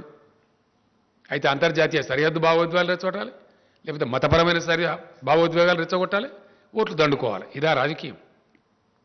ప్రజలతో చెలగాటమాడే పద్ధతి ఇదా? ఇలా మొత్తం నాశనం పట్టిన దేశాన్ని, దేశ జీడిపి మంట కలిసిపోయింది, ఫుడ్ సెక్యూరిటీలో నాశనం అయిపోయింది. నేపాల్ కన్నా, బంగ్లాదేశ్ కన్నా, పాకిస్తాన్ కన్నా తక్కువ ఉంటుందా ఇండియా జీడిపి? ఎవరి ఘనకార్యం ఇది? ఎవరి తప్పిది? మీకు చేతగాక, వ్యవహారం చేయరాక, అడ్డగోలు ట్యాక్సులు పెంచి ప్రజల మీద భారం పెంచుకుంటా, మొత్తం ప్రభుత్వ రంగ సంస్థలను ఊడబీకి ప్రైవేటైజ్ చేసి, ఎంత అద్భుతమైన సంస్థనండి ఎల్ఐసి. ఎల్ఐసి లాంటి సంస్థను ఎందుకు ప్రైవేటీకరించాలా? కేంద్ర ప్రభుత్వానికి 30-40 లక్షల కోట్లు ఇస్తారు వాళ్ళు డబ్బులు. మీ బడ్జెట్లో బాగా ఉంటుంది అది. అటువంటి బ్రహ్మాండమైన సంస్థలను నిర్వీర్యం చేసుకుంటూ మీరా మాట్లాడే? ఎన్ని రకాల ఒత్తిడి పెడుతున్నారు రాష్ట్ర ప్రభుత్వాలను మీరు? ప్రతి బాయి కాడ, రైతు కాడ మీటర్ పెట్టమని చెప్తున్నారు. నేను రెసిస్ట్ చేస్తా ఉన్నా, నేను పోరాటం చేస్తా ఉన్నా 2 సంవత్సరాల నుంచి. ఎందుకు పెట్టాలి? మా రైతాంగాన్ని మేము ఫ్రీగా ఇచ్చుకుంటాం, డబ్బులు మేము కట్టుకుంటాం, బిల్స్ మేము పే చేస్తామంటే కూడా నో పెట్టాలి. లేకపోతే ఆర్ఈసీ ద్వారా, పిఎఫ్సి ద్వారా మీకు వచ్చే రుణాలు బంద్ చేయిస్తాం అని బ్లాక్ మెయిల్ చేస్తారు. ఇవన్నీ వాస్తవాలు. ఇప్పుడు తగులుకుంటాం, ఇక మాట్లాడతాం. మీ చరిత్ర ఏందో, మా చరిత్ర ఏందో, ప్రజలకు మీరేం చేసినారో, మేమేం చేసినామో ఇప్పటిదాకా అలో చేసినాం మేము. బట్ నో, ఖచ్చితంగా కేంద్ర ప్రభుత్వం వెంబడబడతాం, ఇక్కడ ఉండే బీజేపీ వెంబడబడతాం. ఈ సమస్యలకు ఎవరు జవాబు చెప్పానో, ఎవరు బాధ్యత వహించానో, ఈ రైతుల ధాన్యం సంగతి ఏందో, మిగతా పెండింగ్ ఏమి ఇచ్చారండి? స్టేట్ రీఆర్గనైజేషన్ యాక్ట్లో ఉన్న కూడా ఇంప్లిమెంట్ చేస్తలేరు. ట్రైబల్ యూనివర్సిటీ ఇవ్వాలన్నో ఇవ్వం. బయ్యారం ఉక్కు ఫ్యాక్టరీ పెట్టాలన్నో ఇవ్వం. కోచ్ ఫ్యాక్టరీ పెట్టాలా? ఇవ్వం. ఒక్క పని ఒక్కడన్నుందా పని? ఈ సోకాల్డ్ బీజేపీ అధ్యక్షుడు కానీ, ఇంకోటి కానీ ఇప్పుడున్న కేంద్ర మంత్రి కానీ 10 రూపాయలు పనిచేసిండ్రా తెలంగాణకు? 10 రూపాయలు ఏ పని చేసిండ్రు మీరు? ఒక ఇరిగేషన్ ప్రాజెక్టుకి ఇచ్చిండ్రా? నీతి ఆయోగ్ చెప్పింది మిషన్ కాకతీయ మంచి ప్రోగ్రాం 24,000 కోట్లు ఇవ్వని, మిషన్ భగీరథ మంచి ప్రోగ్రాం ఇవ్వని నీతి ఆయోగ్ రికమెండ్ చేసింది. సింగిల్ నయా పైసా ఇవ్వలే. 24,000 కోట్లు కాదు, 24 రూపాయలు కూడా ఇవ్వాలి. మా నీటి వాటా వెళ్తారు, హైకోర్టు పెండింగ్లో పెడతారు, 5 ఏళ్ళు కొట్లాట తర్వాత ఇస్తారు, ఎస్ఆర్సీ యాక్ట్లో ఉన్నది తేల్చారు. ఉల్టా మళ్ళీ మీరే మాట్లాడతారా? ఇక్కడ మెడల్ వంచుతారా? మీరు ఎవరు మాట్లాడతారు? మీ మెడల్ మేము మీ మెడల్ ఇరుస్తాం బిడ్డ, జాగ్రత్త. ఒళ్ళు దగ్గర పెట్టుకొని మాట్లాడాలా? పిచ్చి కూతలు కూస్తే ఇన్ని రోజులు ఏదో క్షమించిన మిమ్మల్ని మేము వదిలిపెట్టినాం. మాకు చేతగాక కాదు, అడుగున మిమ్మల్ని తరిమి కొట్టగలుగుతాం. మాకున్న క్యాడర్కు, మాకున్న లెక్కకు, మాకున్న శక్తికి. Yes, we are very powerful party here definitely. Today we are 103 MLAs ఉన్నాం. మా మిత్రపక్షం ఒక మజ్లిస్ పార్టీ ఉంది. 110 ఎమ్మెల్యేలు ఉన్నాం మేము 119లో. మమ్మల్ని ప్రజలు నామినేట్ చేసి వచ్చినాం మేము. మాకు ఎవడో ఢిల్లీకి వెళ్ళి నామినేట్ చేస్తే రాలే. We are nominated by the people of Telangana, by the farmers of Telangana. Now today, for the convenience of union government, I am demanding the Union Food Minister to declare the Government of India policy. Please say what is that you are going to take, what is that you are not going to take. Telangana రైతాంగాన్ని మీరు మోసం చేయవద్దు. మేము రైతులను కడుపులో పెట్టి కాపాడుకుంటున్నాము. మీ చిల్లర రాజకీయాల కోసం వాళ్ళ బతుకులు నాశనం చేస్తామంటే చూస్తూ ఊరుకోడు కేసీఆర్. మా ఇష్టం వచ్చినట్టు మాట్లాడి బాధ్యతారహితంగా మాట్లాడతామంటే మీ మెడలు ఇస్తాం, జాగ్రత్త. ఎస్, డెఫినెట్గా నాలుగే ఉంది కదా, ఇష్టం వచ్చినట్టు మాట్లాడడం, అడ్డగోలుగా మాట్లాడడం. వట్టిగానే ప్రాజెక్టులలో అవినీతి జరిగింది. ఎక్కడ జరిగిందా? పెట్టు కేసు, నీ దమ్ముంటే. Yes, conduct enquiry, we are ready. What rubbish you are talking on the streets? ఇష్టం వచ్చినట్టు మాట్లాడుకుంటా, కుక్కలు మురిగినట్టు మురుక్కుంటా, చట్టాలను మాట్లాడుకుంటా, మనుషులను మాట్లాడుకుంటా, అడ్డగోలు ప్రచారాలు చేసుకుంటా ఇంకా సాయించాం, జాగ్రత్త. Be careful. మేము ఉద్యమాలు చేసిన వాళ్ళం, మహామహా రాకాసులతో కొట్లాడిన వాళ్ళం. ఈ గోకాసులు ఏం లేక నలిసి పారేస్తాం. తమాషా చేస్తున్నారా ఈ రాష్ట్రంలో? What is this? ఇప్పటిదాకా మేము ఎందుకన్నా మంచి పద్ధతిలో పోయినాం. నేను ప్రధానమంత్రి కూడా చెప్పిన, మీరు చేయాల్సినవి చేస్తలేరు, అయినా మేము మీకు కోఆపరేట్ చేస్తున్నాం. అనేక సందర్భాల్లో కోఆపరేట్ చేసినాం. President of India election cooperate చేసినాం, vice president of India election cooperate చేసినాం, అనేక బిల్స్ పాస్ చేసేటప్పుడు కోఆపరేట్ చేసినాం. మా మీద ఎందుకంటే మీరు అనవసరంగా ఇట్లా చేస్తారని చెప్పి నేను చెప్పిన, మర్యాదతో చెప్పిన. మేము సంస్కారవంతంగా ఉన్నామని చెప్పిన. ఇంత కుసంస్కారుల్లాగా, హీనుల్లాగా దిగజారిపోయి రాజకీయాలను దిగజార్చుకుంటూ, రాజకీయ విలువలు దిగజార్చుకుంటూ, ఇష్టం వచ్చిన పద్ధతిలో మాట్లాడుకుంటూ ఎవరిని మోసం చేస్తారండి? ఎన్ని రోజులు చేస్తారు? ఎంతకాలం చేస్తారు? నువ్వు ఇప్పటిదాకా క్షమించడం కానీ బీ కేర్ఫుల్, జాగ్రత్త. నేను రాష్ట్ర బీజేపీ అధ్యక్షునికి వార్నింగ్ ఇస్తా ఉన్నా. నువ్వు మనిషివే అయితే, నీకు నిజాయితీ ఉంటే ఢిల్లీకి పోయి ఆర్డర్ తీసుకురా. యాసంగిలో వడ్డేమని చెప్పినావు కదా, మొత్తం ధాన్యం కేంద్రం మేము తీసుకుంటామని ఆర్డర్ తీసుకురా. పంటలు నేనే ఇస్తా, మంచి విత్తనాలు నేను సప్లై చేపిస్తా. అడ్డం పొడు ఇష్టం వచ్చినట్టు మాట్లాడతాం. కరెంట్ ఇస్తాం, నీళ్ళు ఇస్తాం, మందులు ఇస్తాం, అన్ని ఇస్తాం. మొత్తం కొనుగోలు చేసి అప్పగిస్తాం, ఒక గింజ లేకుండా. నేను రైతు సోదరులకు ఒకటే మాట మనం చేస్తా ఉన్నా, ఈ అల్లా టప్పగాల మాటలు పట్టుకుంటే దెబ్బతింటాము. మీ ప్రాంతాలలో మీ వ్యవసాయ అధికారులను సంప్రదించండి. వరి కాకుండా ఇతర పంటలే వేసుకోండి. వీళ్ళు మోసం చేస్తారు, మనకు తీసుకోరు. మా తనలాట ఏంటంటే మీరు మంచిగా ఉండాలని, మా రైతులు బతకాలని, పంట పండించిన రైతుకు 10 రూపాయలు రావాలని చెప్పి, రైతు జేబులకు డబ్బులు రావాలని మేము కొట్లాడుతున్నాం. రైతును ముంచి రాజకీయం చేసి మీ ఓట్లకు, మీ డబ్బాలకు ఓట్లు రావాలని వాళ్ళు కొట్లాడుతున్నారు. కుటిల నీతి ఇది. ఈ కుటిల నీతిని రైతాంగం గమనించాలి. ఒకటే ఒక మాటను అర్థం చేసుకోవాలి రైతాంగం. 7 ఏళ్ల నుంచి మీకు ఇండియాలో ఎక్కలేనటువంటి సదుపాయాలు చేసింది టీఆర్ఎస్ గవర్నమెంట్. చేసి వాస్తవం కాదా? మిషన్ కాకతీయ చేస్తే ఎంత అద్భుతంగా ఉన్నాయి చెరువులు. ఒక్క చెరువు దిగిపోయిందా? పోయిన సంవత్సరం భయంకరమైన వర్షాలు కురిసినాయి. ఈ సంవత్సరం కూడా చాలా ఎక్సెస్ రైన్ఫాల్ అయింది. ఇక్కడ ఒక్క చెరువు దిగలేదే తెలంగాణలో. బోర్లన్నీ మోటార్ పెట్టకుండా మీదికి పోస్తున్నాయి కదా బోర్లన్నీ. ఇలా ఊడలు పెట్టినాయి కదా, జాలు వారుతున్నాయి కదా తెలంగాణలో. ఇంత అద్భుతమైన సృష్టించింది తెలంగాణ టీఆర్ఎస్ గవర్నమెంట్. ఎస్, భూగర్భ జలాలు పెంచినాం, ప్రాజెక్టులు కంప్లీట్ చేసినాం, కొత్త ప్రాజెక్టు నిర్మాణం చేసినాం, అతివేగంగా లక్షల ఎకరాల నిలిచే పరిస్థితి తెచ్చినాం, అద్భుతమైన హై క్వాలిటీ పవర్ ఇస్తున్నాం, పెట్టుబడి ఇస్తున్నాం. ఇన్ని మంచి చేసిన వాళ్ళము మీరు బతుకుండాలని మేము కోరుకుంటాం. చిల్లర రాజకీయాల కోసం మిమ్మల్ని వాడుకోవాలి, మీరు బండియాలి, మిమ్మల్ని రోడ్ల మీద కూర్చోబెట్టి ధర్నా చేయించాలి అనే పరిస్థితిలో వాళ్ళు మాట్లాడుతున్నారు. కాబట్టి ఈ అల్లాటప్పగాళ్ళు, పనికిమాలినోళ్ళు, 10 రూపాయల పని చేయని వాళ్ళు ఈ రాష్ట్రానికి ఎక్కడ చేసినా నీ మనిషి కరీంనగర్ నుంచి ఎంపీకి గెలిచిండు, ₹1 పని తెచ్చిండా? ఒక మెడికల్ కాలేజ్ తెచ్చిండా? ఏం తెచ్చిండు నాకు అర్థం కాదు. ఏమన్నా ఏకాన పని ఉన్నదా? అన్ని కాయగూరకుడు మాటలు, అడ్డం పొడుగు మాట్లాడు. అది నాకు అర్థమవుతుంది. అది ఇంగ్లీషో హిందో వస్తుందా? ఢిల్లీలో ఏం మాట్లాడతారో తెలుస్తుందా ఈ మనిషికి? కేంద్ర ప్రభుత్వం ఇచ్చే లెటర్లు అర్థమని అయితే ఆయనకు ఈ లెటర్లు did you go through as a state party ప్రెసిడెంట్గా, దేశాన్ని పరిపాలించే పార్టీ ప్రెసిడెంట్గా ఈ లెటర్లు ఎప్పుడైనా చూసినావా? కరస్పాండెంట్ తెలుసుకున్నావా? ఇది ఏం లేకుండా బాధ్యత రహితంగా పోయి ఇదే దుర్మార్గుడు మీరు పర్యావరణ అనుమతులు ఇద్దని లెటర్ రాస్తారు తెలంగాణ ప్రాజెక్టులు.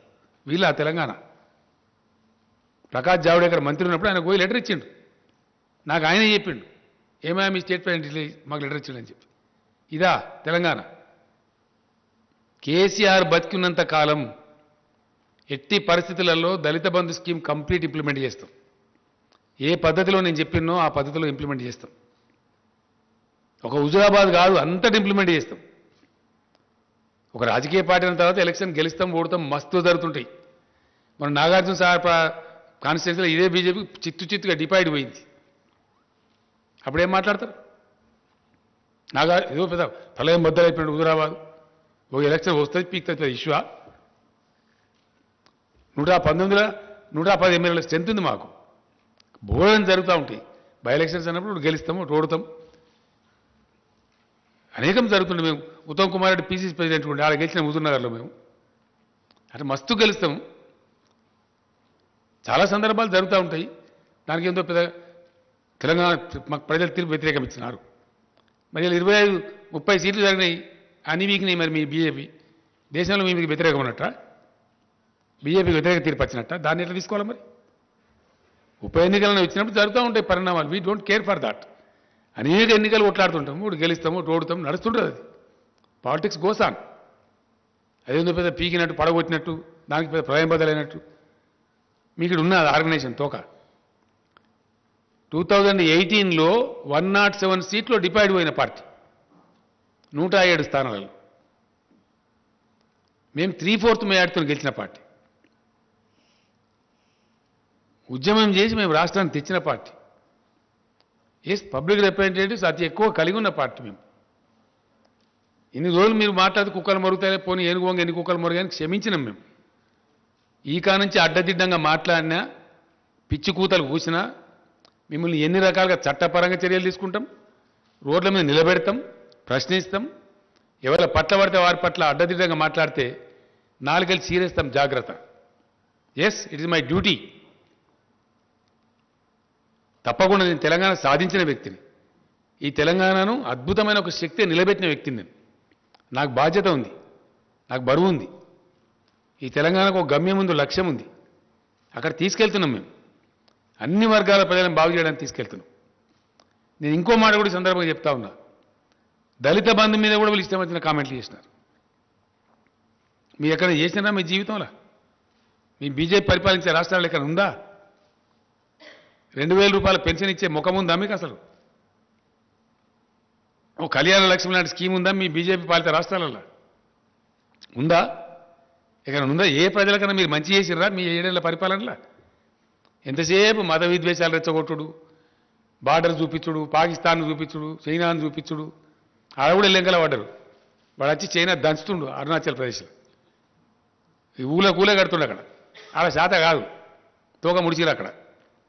వాటికనే ఒకటి డ్రామా చేసి మత విద్వేషాలు రెచ్చగొట్టుడు, కుల విద్వేషాలు రెచ్చగొట్టుడు, పిచ్చి పిచ్చి కథలు చేసుడు, పచ్చి అబద్ధాలు ప్రచారం చేసి, పచ్చి అబద్ధాలు.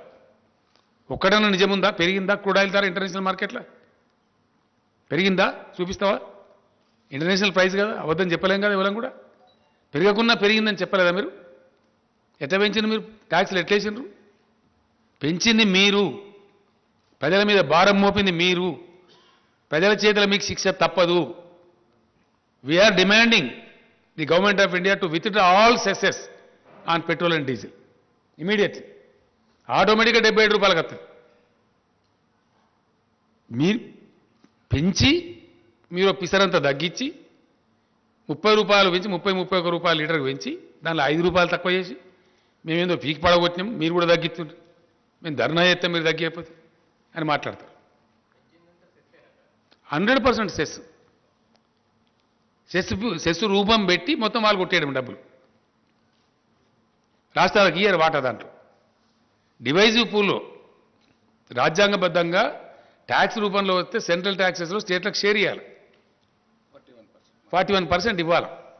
దాన్ని ఎగగొట్టడానికి రాష్ట్రాలను నోరుగొట్టి మొత్తం డబ్బులు మీరే తీసుకొని అన్నీ కూడా భయంకరమైనటువంటి ఫలితాలు మీ పరిపాలనలో. జీడీపీ నాశనం అయిపోయింది, గంగానదిల శవాలు తేలినాయి కోవిడ్ సందర్భంలో మీ చేతగాంతనం వల్ల. ఎస్, అన్నీ ఇంకా చాలా ఉన్నాయి. రేపటి నుంచి అగ్గి పెడతాం దేశంలో, ఎక్కడ ఏం పెట్టినా మాకు తెలుసు. మీ అడ్డదిడ్డం పనులకు, మీ ఇష్టం వచ్చిన మాటలకు చాలా మర్యాదగా ప్రవర్తించినాం ఇప్పటిదాకా. But there is a limit for everything. నేను ఎప్పుడు మాట్లాడలే, నాకు ఇంత మంట ఎందుకు మండుతుందంటే వ్యక్తిగతంగా నన్ను నిందించినా నేను మాట్లాడలే, పర్సనల్గా నా మీద పడ్డా నేను మాట్లాడలే, కుక్కలు మరుగుతలేకపోతే ఎవడు పడుచుకుంటే మాట్లాడలే, కేర్ చేయలే. కానీ రైతాంగం యొక్క బతుకుతో ఇలా చెలగాట మారుతున్నారు కాబట్టి, పంటలు వేయమని బాధ్యత రైతాంగం చెప్తున్నారు కాబట్టి, మీ మాట నమ్మి ఒకవేళ వడ్డు పండిస్తే రైతులు రేపు పొద్దున మునుగుతారు కాబట్టి, వాళ్ళని ఎట్టి పరిస్థితులు మునిగిపోనియద్దు, కాపాడుకోవాలి కాబట్టి నేను ఆవేదనతో ఈ మాట చెప్తాను. ఏ వ్యవహారం చక్కగా ఉన్నదండి వీళ్ళది? సింపుల్ ముచ్చటండి, ఒకటే మాట దయచేసి, ఎక్కువ లేదు. కేంద్ర ప్రభుత్వం బియ్యం తీసుకుంటా, వడ్డు తీసుకుంటా అంటే రాష్ట్ర ప్రభుత్వం వద్దంటున్నదా? కమాన్ స్టేట్ దా. నేను మా వ్యవసాయ మంత్రి గారిని పంపిస్తా, ఆయన బాగా ఎడ్యుకేటెడ్, హైలీ ఎడ్యుకేటెడ్. నువ్వు రా డిబేట్కి అడగస్తావు. నువ్వు వంట అంటే మేము వద్దంటున్నావా? ఇన్ని నీళ్లు తెచ్చి, ఇన్ని ప్రాజెక్టులు కట్టి, ఇంత కరెంటు తెచ్చి, ఇలా రైతాంగం కార్లు కొనుక్కుంటున్నారు ఊళ్ళల్లో, ఊళ్ళు ముఖాలు తెల్లబడ్డాయి.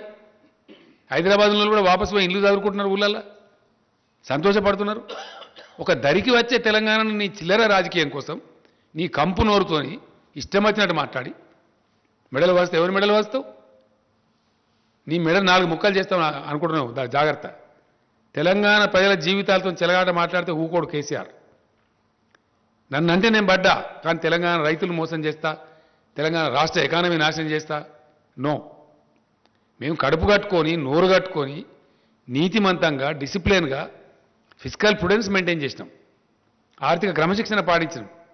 దానివల్ల రాష్ట్ర ఆర్థిక పరిస్థితి పటిష్టంగా ఉంది. అలా we are number 1 state in the country. ఇది మా డిసిప్లిన్. మీ చేతగాంతనం వల్ల దేశాన్ని నాశనం పట్టించింది మీరు. మీరు వచ్చినాడు 30-40 వేల కోట్ల అప్పు, ఇలా 1,30,000 కోట్ల అప్పు చేసింది మీరు. ఇది 70-80 లక్షల కోట్ల అప్పులు చేసిండ్రు ఈ కేంద్ర ప్రభుత్వం. జీడీపీ క్రాస్ చేసిండ్రు, ధరలు పెంచిండ్రు. ఏమైందండి ఇలా ఫలితం? మీరు పెంచిన పెట్రోల్ ధరల వల్ల ప్రతి ఒక్క వస్తువు బగ్గుమంటుంది. ఇలా అన్ని నిత్యావసర సరుకులు పెరిగినాయి, ప్రతి ఒక్కటి. ఎరువు బస్తా తీసుకొచ్చి రైతుకు అమ్మితే దాని మీద ట్రాన్స్పోర్ట్ ఛార్జ్ పెరిగిందని వాళ్ళు ధరలు పెంచుతూ ఉన్నారు. పప్పుల ధరలు పెరిగినాయి, ఉప్పుల ధరలు పెరిగినాయి. పెరిగింది ఏదైనా ఉందా ఇయ్యాల? వాని ఇవ్వనేం అనే పరిస్థితి లేదు ప్రజలు. పెట్రోల్ ధర పెరిగింది సార్, మాకు ట్రాన్స్పోర్ట్ ఛార్జ్ పెరిగింది, మేము పెంచుతాం. ఒక్క పెట్రోల్ ధర కాదు, పెట్రోల్ ధర పెంచడం ద్వారా పేద ప్రజల యొక్క జేబులు దోపిడీ చేసి వాళ్ళ కొంపలు ఆర్చింది మీరు. అన్ని నిత్యావసర వర్కులు. అసలు వాస్తవ స్టోరీ ఇట్లుంటే మీరేందో పవిత్రులు అన్నట్టు, మీరు చాలా గొప్పోలం అన్నట్టు, మా అంత సిపాయిలేరు అన్నట్టు అడ్డం పొడుగు మాట్లాడడం. చాలా జాగ్రత్త. ఇప్పటిదాకా క్షమించినాం, ఇప్పటి నుంచి మాత్రం క్షమించం. కేంద్ర మంత్రి కూడా కిషన్ రెడ్డి కూడా తప్పులు మాట్లాడుతున్న కిషన్ రెడ్డి గారు మంచిది కాదు నీకు. నేను కూడా పనిచేసిన కేంద్ర మంత్రిగా చాలా హుందా ఉండాలి, పెద్ద పదవి వచ్చిన అంత గౌరవంగా మాట్లాడాలి. ఈయన మన హుజురాబాద్ ఎలక్షన్లో పోయి కేసీఆర్ఏ బాధ్యుడు అని మాట్లాడుతుంది. అన్ని అబద్ధాలు, పచ్చి అబద్ధాలు. ఈయన అప్పుడు యూపీఏ గవర్నమెంట్లో మంత్రి ఉండే, అప్పుడు చేసిన దానివల్ల మేము ఇప్పుడు పెంచిన ధర అని మాట్లాడుతుంది. ఇదా ఉందా నిజంగా లెక్కాచారం? చూపిస్తావా? వస్తావా? ప్రతి విషయాన్ని కూడా ఉన్నది లేనట్టు, లేనిది ఉన్నట్టు భ్రమలు కల్పించి పచ్చి అబద్ధాలు చెప్పి ప్రజలను మోసం చేస్తూ ఉన్నారు. వీళ్ళు ఏం మంచి చేయాలి ఎవరికి కూడా? వీళ్ళు రైతాంగానికి బాగా చేసిండ్రా, గిరిజనులకు బాగా చేసిండ్రా, దళితులకు బాగా చేసిండ్రా, బీసీలకు చేసిండ్రా, నిరుద్యోగ సమస్య తీర్చి ఏం తీర్చినండి ఈ పార్టీ వచ్చి? నాకు అర్థం కాదు. ఎవరు ధరించిండ్రు? ఇంకా ఉల్టా రైతులను దొక్కియండి, చంపేయండి. బీజేపీ కార్యకర్తల మీటింగ్లు పెట్టి హర్యానా ముఖ్యమంత్రి చెప్తాడు, మీరు జైలు కోవడానికి సిద్ధపడండి, 1000 మంది 1000 మంది చొప్పున ముఠాలు తయారై రైతులను దాడి చేయండి. ఇదానే మీ పరిపాలన, మీ నీతి? రైతుల మీద కార్లు ఎక్కించి కేంద్ర మంత్రులు పోయి ఇదేనా నీతి? 1 సంవత్సరం నుంచి చేస్తానే రైతులు ధర్నా అక్కడ. మీరు తెచ్చిన దిక్కుమాలిన కార్పొరేట్ చేతిలో పెడతామంటే వద్దని చెప్పి మొత్తం మార్కెట్ కమిటీలు రద్దు చేస్తారు వీళ్ళు. రైతుల బతుకుని తీసుకుపోయి కార్పొరేట్ల చేతిలో పెడతారు వీళ్ళు. ఎస్, మీది అదే కదా ప్రయత్నం. మీది చెప్పడమేమో తేనె ఊసిన కత్తిలాగా రైతు ఎక్కడైనా నమ్ముకోవచ్చు. అమ్ముకుంటాడు అనండి. 3 ఎకరాల రైతు, 5 ఎకరాల రైతు కొంచెం కర్ణాటకలో తమిళనాడులో అమ్ముతాడా, ఢిల్లీలో కూడా అమ్ముతాడా? సాధ్యమయ్యే పనేనా? అంటే ఇరకబెట్టాలి రైతు. ఈ మోసం చేసి కార్పొరేట్ వాడింత ధర చెప్తే అంత ధరకు అమ్ముకోవాలి. ఆయన పొలంలో ఆయన జీతగానికి పనిచేయాలి. అగ్రికల్చర్ కార్పొరేటైజేషన్ కోసం చేసిన కుట్ర, భయంకరమైనటువంటి పద్ధతిలో జరుగుతున్న కుట్ర, అన్నిటినీ ఛేదిస్తామని బయట పెడతాం. ఎస్, డెఫినెట్గా రేపు పార్లమెంట్లో కూడా దద్దరిలో చేస్తాం. రాష్ట్ర హక్కుల కోసం కొట్లాడతాం. నీ ధాన్యం సంగతి కూడా పెడతాం రేపు పార్లమెంట్లో. ఇప్పుడు కూడా మేము పెడతాం డెఫినెట్గా. మా కోటా ఏందో నిర్ణయించమని చెప్పి జిల్లా కేంద్రాలలో ధర్నా చేస్తాం. 2600 రైతు కేంద్రాలలో ధర్నా చేస్తాం. అవసరం అనుకుంటే ఆల్ ఎమ్మెల్యేస్ పోయి ఢిల్లీలో ధర్నా చేస్తాం, ఇంక్లూడింగ్ చీఫ్ మినిస్టర్. మొత్తం తెలంగాణ క్యాబినెట్, తెలంగాణ ఎంపీలు, తెలంగాణ ఎమ్మెల్యేలు, ఎమ్మెల్సీలు అందరం కూడా పోయి, ప్రజాప్రతినిధులు, జడ్పీ చైర్మన్లు, స్థానిక సంస్థల చైర్మన్లు అందరం పోయి వేలాది మందిని పోయి వడ్లు కొనమని చెప్పి ధర్నా పెడతాం ఢిల్లీలో. ఇంకో నాటకం ఏంటంటే పంజాబ్లో మొత్తం ధాన్యం సేకరిస్తారండి. కంప్లీట్ 100% ధాన్యం సేకరిస్తారు. తెలంగాణ ధాన్యం ఎందుకు కొన్నారు నేను అడుగుతా ఉన్నా. నీ సమాధానం ఏంటి? ఫస్ట్ దానికి సమాధానం చెప్పు. నీ మెడల సంగతి, తోల సంగతి అట్లా ఉండదు. పంజాబ్లో మొత్తం సేకరించి తెలంగాణ ధాన్యం ఎందుకు సేకరించరు? కారణం ఏంది? కేంద్ర ప్రభుత్వం రాష్ట్రానికి ఒక నీతి ఉంటుందా? కేంద్ర ప్రభుత్వానికి చిత్తశుద్ధి ఉంటే తెలంగాణలో కూడా మొత్తం ధాన్యం సేకరించాలి 100%. ఎందుకు సేకరించరు? తెలంగాణలో ప్రొడక్టివిటీ ఎక్కువ. దేశానికి అన్నం పెడుతుంది తెలంగాణ. ఇయ్యాల మీ కళ్ళు మండుతున్నాయి. తెలంగాణ రైతులు సంతోషపడితే మీ కడుపులు ఉడికిపోతున్నాయి. కాబట్టి పిచ్చి పిచ్చి ప్రేలాపనలు మానుకొని జాగ్రత్తగా మాట్లాడాలా, జాగ్రత్తగా వ్యవహారం చేయాలా. రైతులు కూడా చూస్తాం, ఒక వారం రోజులు చూద్దాం. కేంద్ర ప్రభుత్వం ఒకవేళ ఆర్డర్ ఇస్తుందా ఇయ్యని మేము కూడా డిమాండ్ చేస్తా ఉన్నాం. అధికారులు మొన్ననే పోయొచ్చారు. నిన్న రాత్రి కూడా నేను మాట్లాడినా. ఒక వారం చూద్దాం. డిసెంబర్ దాకా వేయచ్చు వారి. ఇప్పుడు తొందరపడేసే అవసరం లేదు. నిజంగానే కేంద్రం తీసుకుంటే సంతోషంగా వేద్దాం వారి. కానీ కేంద్రం తీసుకోదు. వాళ్ళు రాయించుకున్నారు మనతోని. No boiled rice from Telangana state అని మీకు ఇచ్చిన సీట్లలో ఉందండి. దయచేసి మీరు చూడండి. స్పెసిఫిక్ ఇచ్చిన కేటగిరీ. ఇంకా ఎఫ్సిఐ మేనేజర్కి ఒక దాంట్లో ఇచ్చారు. బ్యాక్ టు బ్యాక్ ఉంది ఒక దాంట్లో. ఒక సెంటెన్స్ నేను చదివి వినిపిస్తాను మీకు. ఎఫ్సిఐ ఇక్కడ లోకల్ మేనేజర్ గారికి బ్యాక్ టు బ్యాక్ ఉంది. అది మీదేందా కమలాకర్? అది కాదు, 80-20 ఒకటి ఉంది. అదంతా మోసం చేశారు. ఫైనల్గా చెప్పిన దానిలో ఇక్కడ ఉందండి. కృషి భవన్ ఇన్ న్యూఢిల్లీ మీకు ఇచ్చిన దానిలో ఉంది. దీనిలో బ్యాక్ పేజీలో ఏముంటుందంటే క్లియర్గా the general manager Telangana reason FCI with a request to take in writing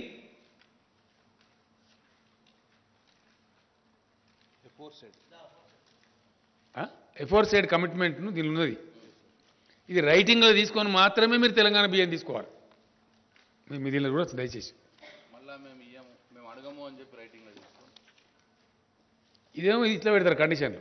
ఇవి అధికారిక ఉత్తర్వులు, కృషి భవన్ నుంచి వచ్చే ఆర్డర్స్. ఇక్కడనో మీరు వరే వేయండి, మేము మెడల్ వంచితే ఎవరి మెడల్ వంచాలా? ఈ ఆర్డర్ ఇచ్చిన మెడల్ వంచానా? నీ మెడల్ వంచానా? ఎవరి మెడల్ వంచాలా? ఈ కాపీలో ఉందండి. దీనిలో బ్యాక్ టు బ్యాక్ ఉంది. దీనిలో వన్ పేపర్ ఇచ్చినాం మేము. దీనిలో క్లియర్గా ఉంది. లాస్ట్ది ఇక్కడ ఉండబడే ఎఫ్సిఐ జిఎంకి ఇచ్చిన ఆర్డర్ చూడండి. నిదానంగా మీకు చూసుకోవచ్చు. ఆర్డర్స్ ఏమో ఇవి. నిన్నగాక మొన్న 3 రోజుల సెక్రటరీలు పోయారు. Finance secretary and agriculture secretary. కాలు పెడితే మిడకు లేదు, 60 లక్షల ఎకరాలు లేదు, శాటిలైట్ చూపి మేము అవద్దని చెప్తాం. హెలికాప్టర్స్ పంపిస్తే నేను తిరుగుతురా. వాస్తవాలు ఈ విధంగా ఉంటాయి. చెప్పే తప్పుడు మాటలు. కాబట్టి చాలా జాగ్రత్తగా ఒళ్ళు దగ్గర పెట్టుకొని మెదులుకోవాలి. రాష్ట్ర బీజేపీ అధ్యక్షుడు కానీ, రాష్ట్ర బీజేపీ నాయకులు కానీ ఇప్పటిదాకా క్షమించడం కానీ ముందరికి క్షమించము. పిచ్చి పిచ్చి కూతలు కూస్తే పిచ్చి పిచ్చి మాటలు మాట్లాడితే ప్రజలను తప్పుదో చెప్పించే మాటలు మాట్లాడితే మాత్రం చీల్చి చెండాడతాం జాగ్రత్త. ఇప్పటిదాకా మన్నించినా కానీ ఇక మన్నించము. Thank you.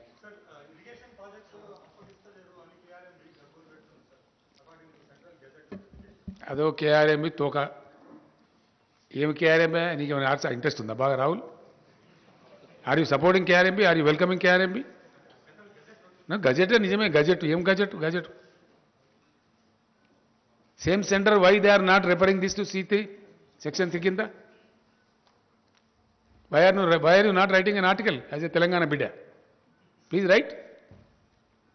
Why the government is not able to deliver? ఏం అసమర్థత కేంద్ర ప్రభుత్వానికి? Is it not a inefficient government not to refer the matter to the tribunal? కొత్త రాష్ట్రం ఏర్పడితే రాష్ట్రానికి నీళ్ళు రావద్దా? కేఆర్ఎంబి జిఆర్ఎంబి ఓ డ్రామానా, దొంగ డ్రామా. దమ్ముంటే కేంద్ర ప్రభుత్వానికి మొన్న నేను పోయిన 3 నెలల కింద పోయినప్పుడు ఆ మంత్రిని అడిగిన నేను, ఏమైనా ఎందుకు చేయరు అసలు మీ కథ ఏందని? మీరు సుప్రీంకోర్టులో కేసు వేసిన సార్ విడ్రా చేసుకోమని. విడ్రా చేసుకున్నాం. Now I'm demanding mister Gajendra Singh Shekhawat, నువ్వు నాకు ఇచ్చిన మాట ప్రకారం నువ్వు నిజాయితీ ఉంటే ఇమీడియట్లీ రెఫర్ టు ట్రిబ్యునల్. మాకు తేల్చండి, తెలంగాణ నీటిపాట తేల్చండి, మాకు ఎంత వస్తే అంత వస్తుంది. మీకు ట్రిబ్యునల్కి రెఫర్ చేయడానికి 7 ఏళ్ళ కేంద్ర ప్రభుత్వానికి. First tell me that. What is your answer? What the state president is doing? What the union minister here is doing? ఇక్కడ గెలవాలి, ఇక్కడ ఓట్లు కావాలి. తెలంగాణ నీళ్ళు వద్దా మరి? ఎందుకో మాట్లాడరు, అడ్డం పొడుగు మాట్లాడతారు ఇక్కడ.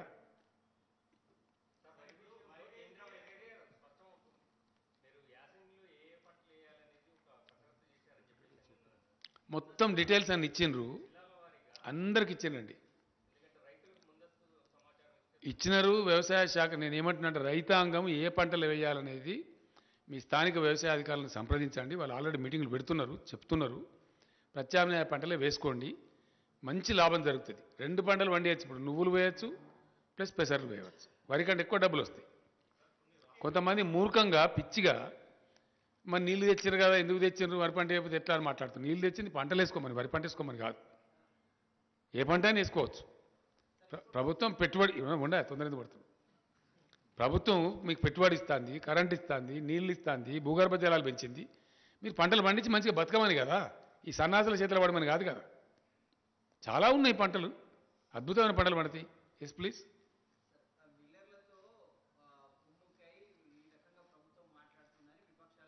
ఏ విపక్షమే? ఎవడెవడు తలకాలేనోడు? ఎవడు వాడు ఒకటేందే. నీ ఒకటే కరెక్ట్ కాదు. ఒకటి చెప్పు ఫస్ట్. నువ్వు చెప్పా. ఏ విపక్షమో చెప్పు. ఏ విపక్షమయా? నువ్వు ప్లీజ్ బీ పేషెంట్. ఏ విపక్షమో చెప్పును. వాడు తలకాయనోడా, తోకునోడా, మంచిగా గాడిదా? గాడిదా నాకేం తెలుసు? నాకు తెలియదు. నువ్వు చెప్పు ఏ విపక్షమో. మళ్ళీ ఇంకో ప్రశ్న ఇచ్చిపెట్టా. ఈ ప్రశ్న చెప్పు. ఆగ్రో ఇండస్ట్రీస్ కాదు, ఫుడ్ ప్రాసెసింగ్ ఇండస్ట్రీ. అది నీ బుడముండ వాదన, తలా తోకలేని వాదన. ఎవడా మాట్లాడినది నాకు అర్థం కాదు. ఫుడ్ నిపుణులు ఎవడా నిపుణుడు నాకు అర్థం కాదు. ఏడవాడు తీసుకురాపో. అట్లే అంటారు మరి. ఎట్లా అంటారు? నువ్వెట్లా అంటారు? నువ్వు మరి ఫుడ్ ప్రాసెసింగ్ ఇండస్ట్రీ రావాలా? దానికి 2-3 ఏళ్ళు పడుతుంది, 4 ఏళ్ళు పడుతుంది. పట్టదా? నీకు కూడా ఉండాలి కదా జ్ఞానం.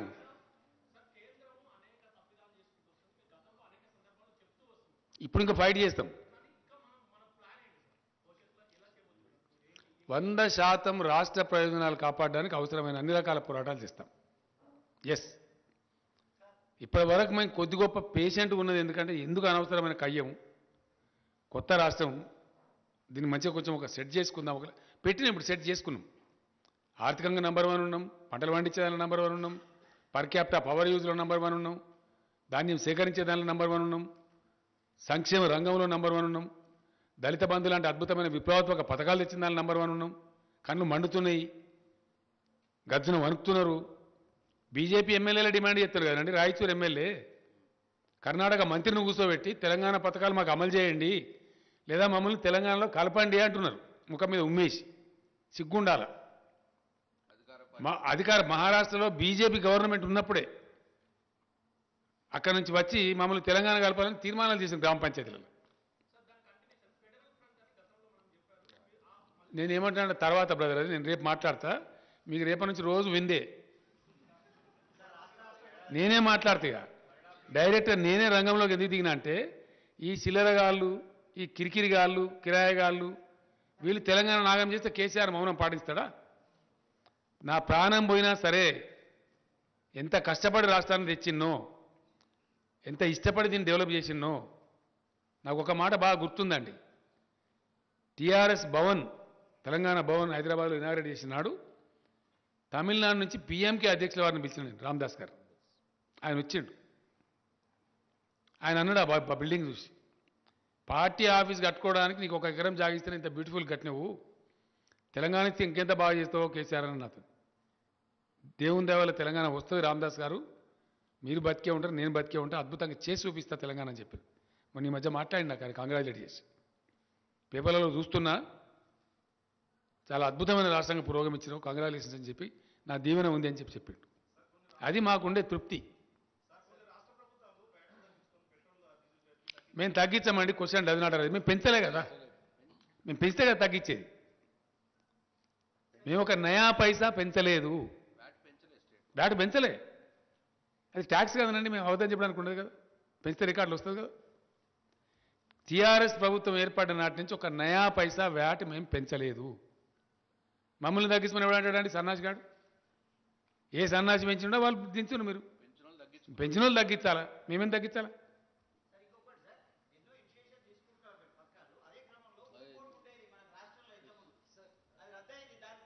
ఏంటిదండి? ఏంటిది అది? చెప్దాం, మళ్ళీ చెప్దాం. ఎస్, సెస్సెస్ నాట్ రెడ్యూసింగ్ అండి. I'm demanding the government of India to remove the cesses levied by the government of India on petrol and diesel. Yes, total cess. It is possible because please, it is to the benefit of the country. Because without any increase of crude oil in the international market, the government of India has unnecessarily levied the cess on petrol and diesel, burdening the pockets of the poor people, middle class people. Now, if the government of India is sincere towards poor people of the country, it is up to them to withdraw the total cesses levied by them. I am very clear. So my question is, do you have in mind some kind of a timeline or a deadline? 100%, we continue to fight. We will continue to fight. Today we have initiated, I made it clear to the people that we are going to fight with government of India. Continue to fight చేస్తాం. Petrol diesel మీద cess withdraw చేయమని మేమే ధర్నాలు చేస్తాం. ఎవరైతే పెంపుకు కారణమో వాళ్ళని నిలదీస్తాం. ఎవ్వరం కలుపుకోనో వాళ్ళని కలుపుకుంటాం. అందరిని కలుపుకుంటాం. ఎవరు వాళ్ళని కలుపుకొని అందరిని కలుపుకుంటాం.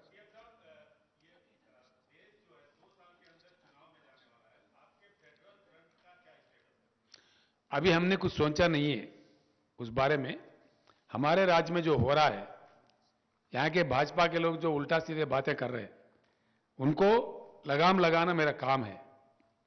मैं इस राज्य को लाने वाला हूं, पाने वाला हूं, हासिल करने वाला हूं और इस राज्य को अच्छा बनाने वाला हूं, बना दिया हूं. ये मैं नहीं कह रहा हूं, ये किताब मैं खुद नहीं दे रहा हूं, रिजर्व बैंक ऑफ इंडिया दिया है. केंद्र सरकार खुद कईयों मुद्दों पर बात करते हुए पार्लियामेंट के अंदर कहा है. पार्लियामेंट में हर घर को पानी देने वाला, टैप देके देने वाला कोई राज्य हिंदुस्तान में है, वो सिर्फ तेलंगाना है. हर घर को फायदा पहुंचाने वाला कोई राज्य तेलंगाना हिंदुस्तान में कोई है तो तेलंगाना है. ये बात मैं नहीं कह रहा हूं, केंद्र सरकार ने पार्लियामेंट में कहा है. तो इसलिए आगे के चल के क्या करना है, जरूर हम लड़ते रहेंगे, बिल्कुल हमारे हकों के लिए, हमारे लिए और देश के हकों के लिए.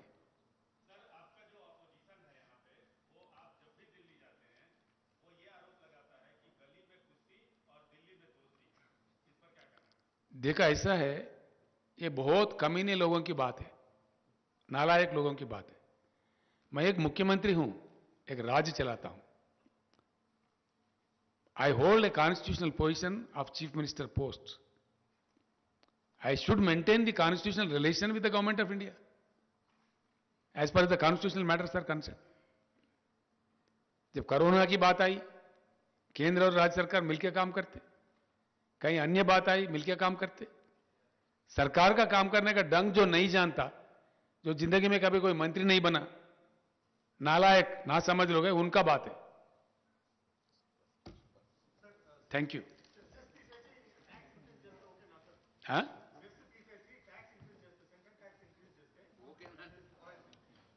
అసలు పెట్రోల్ డీజిల్ ధరలు పెంచడమే తప్పు. అడ్డదారిలో దొడ్డిదారిలో కేంద్రం పెంచింది. మొత్తం విత్డ్రా చేసుకోమని మేము డిమాండ్ చేస్తున్నాం. That's all. Thank you.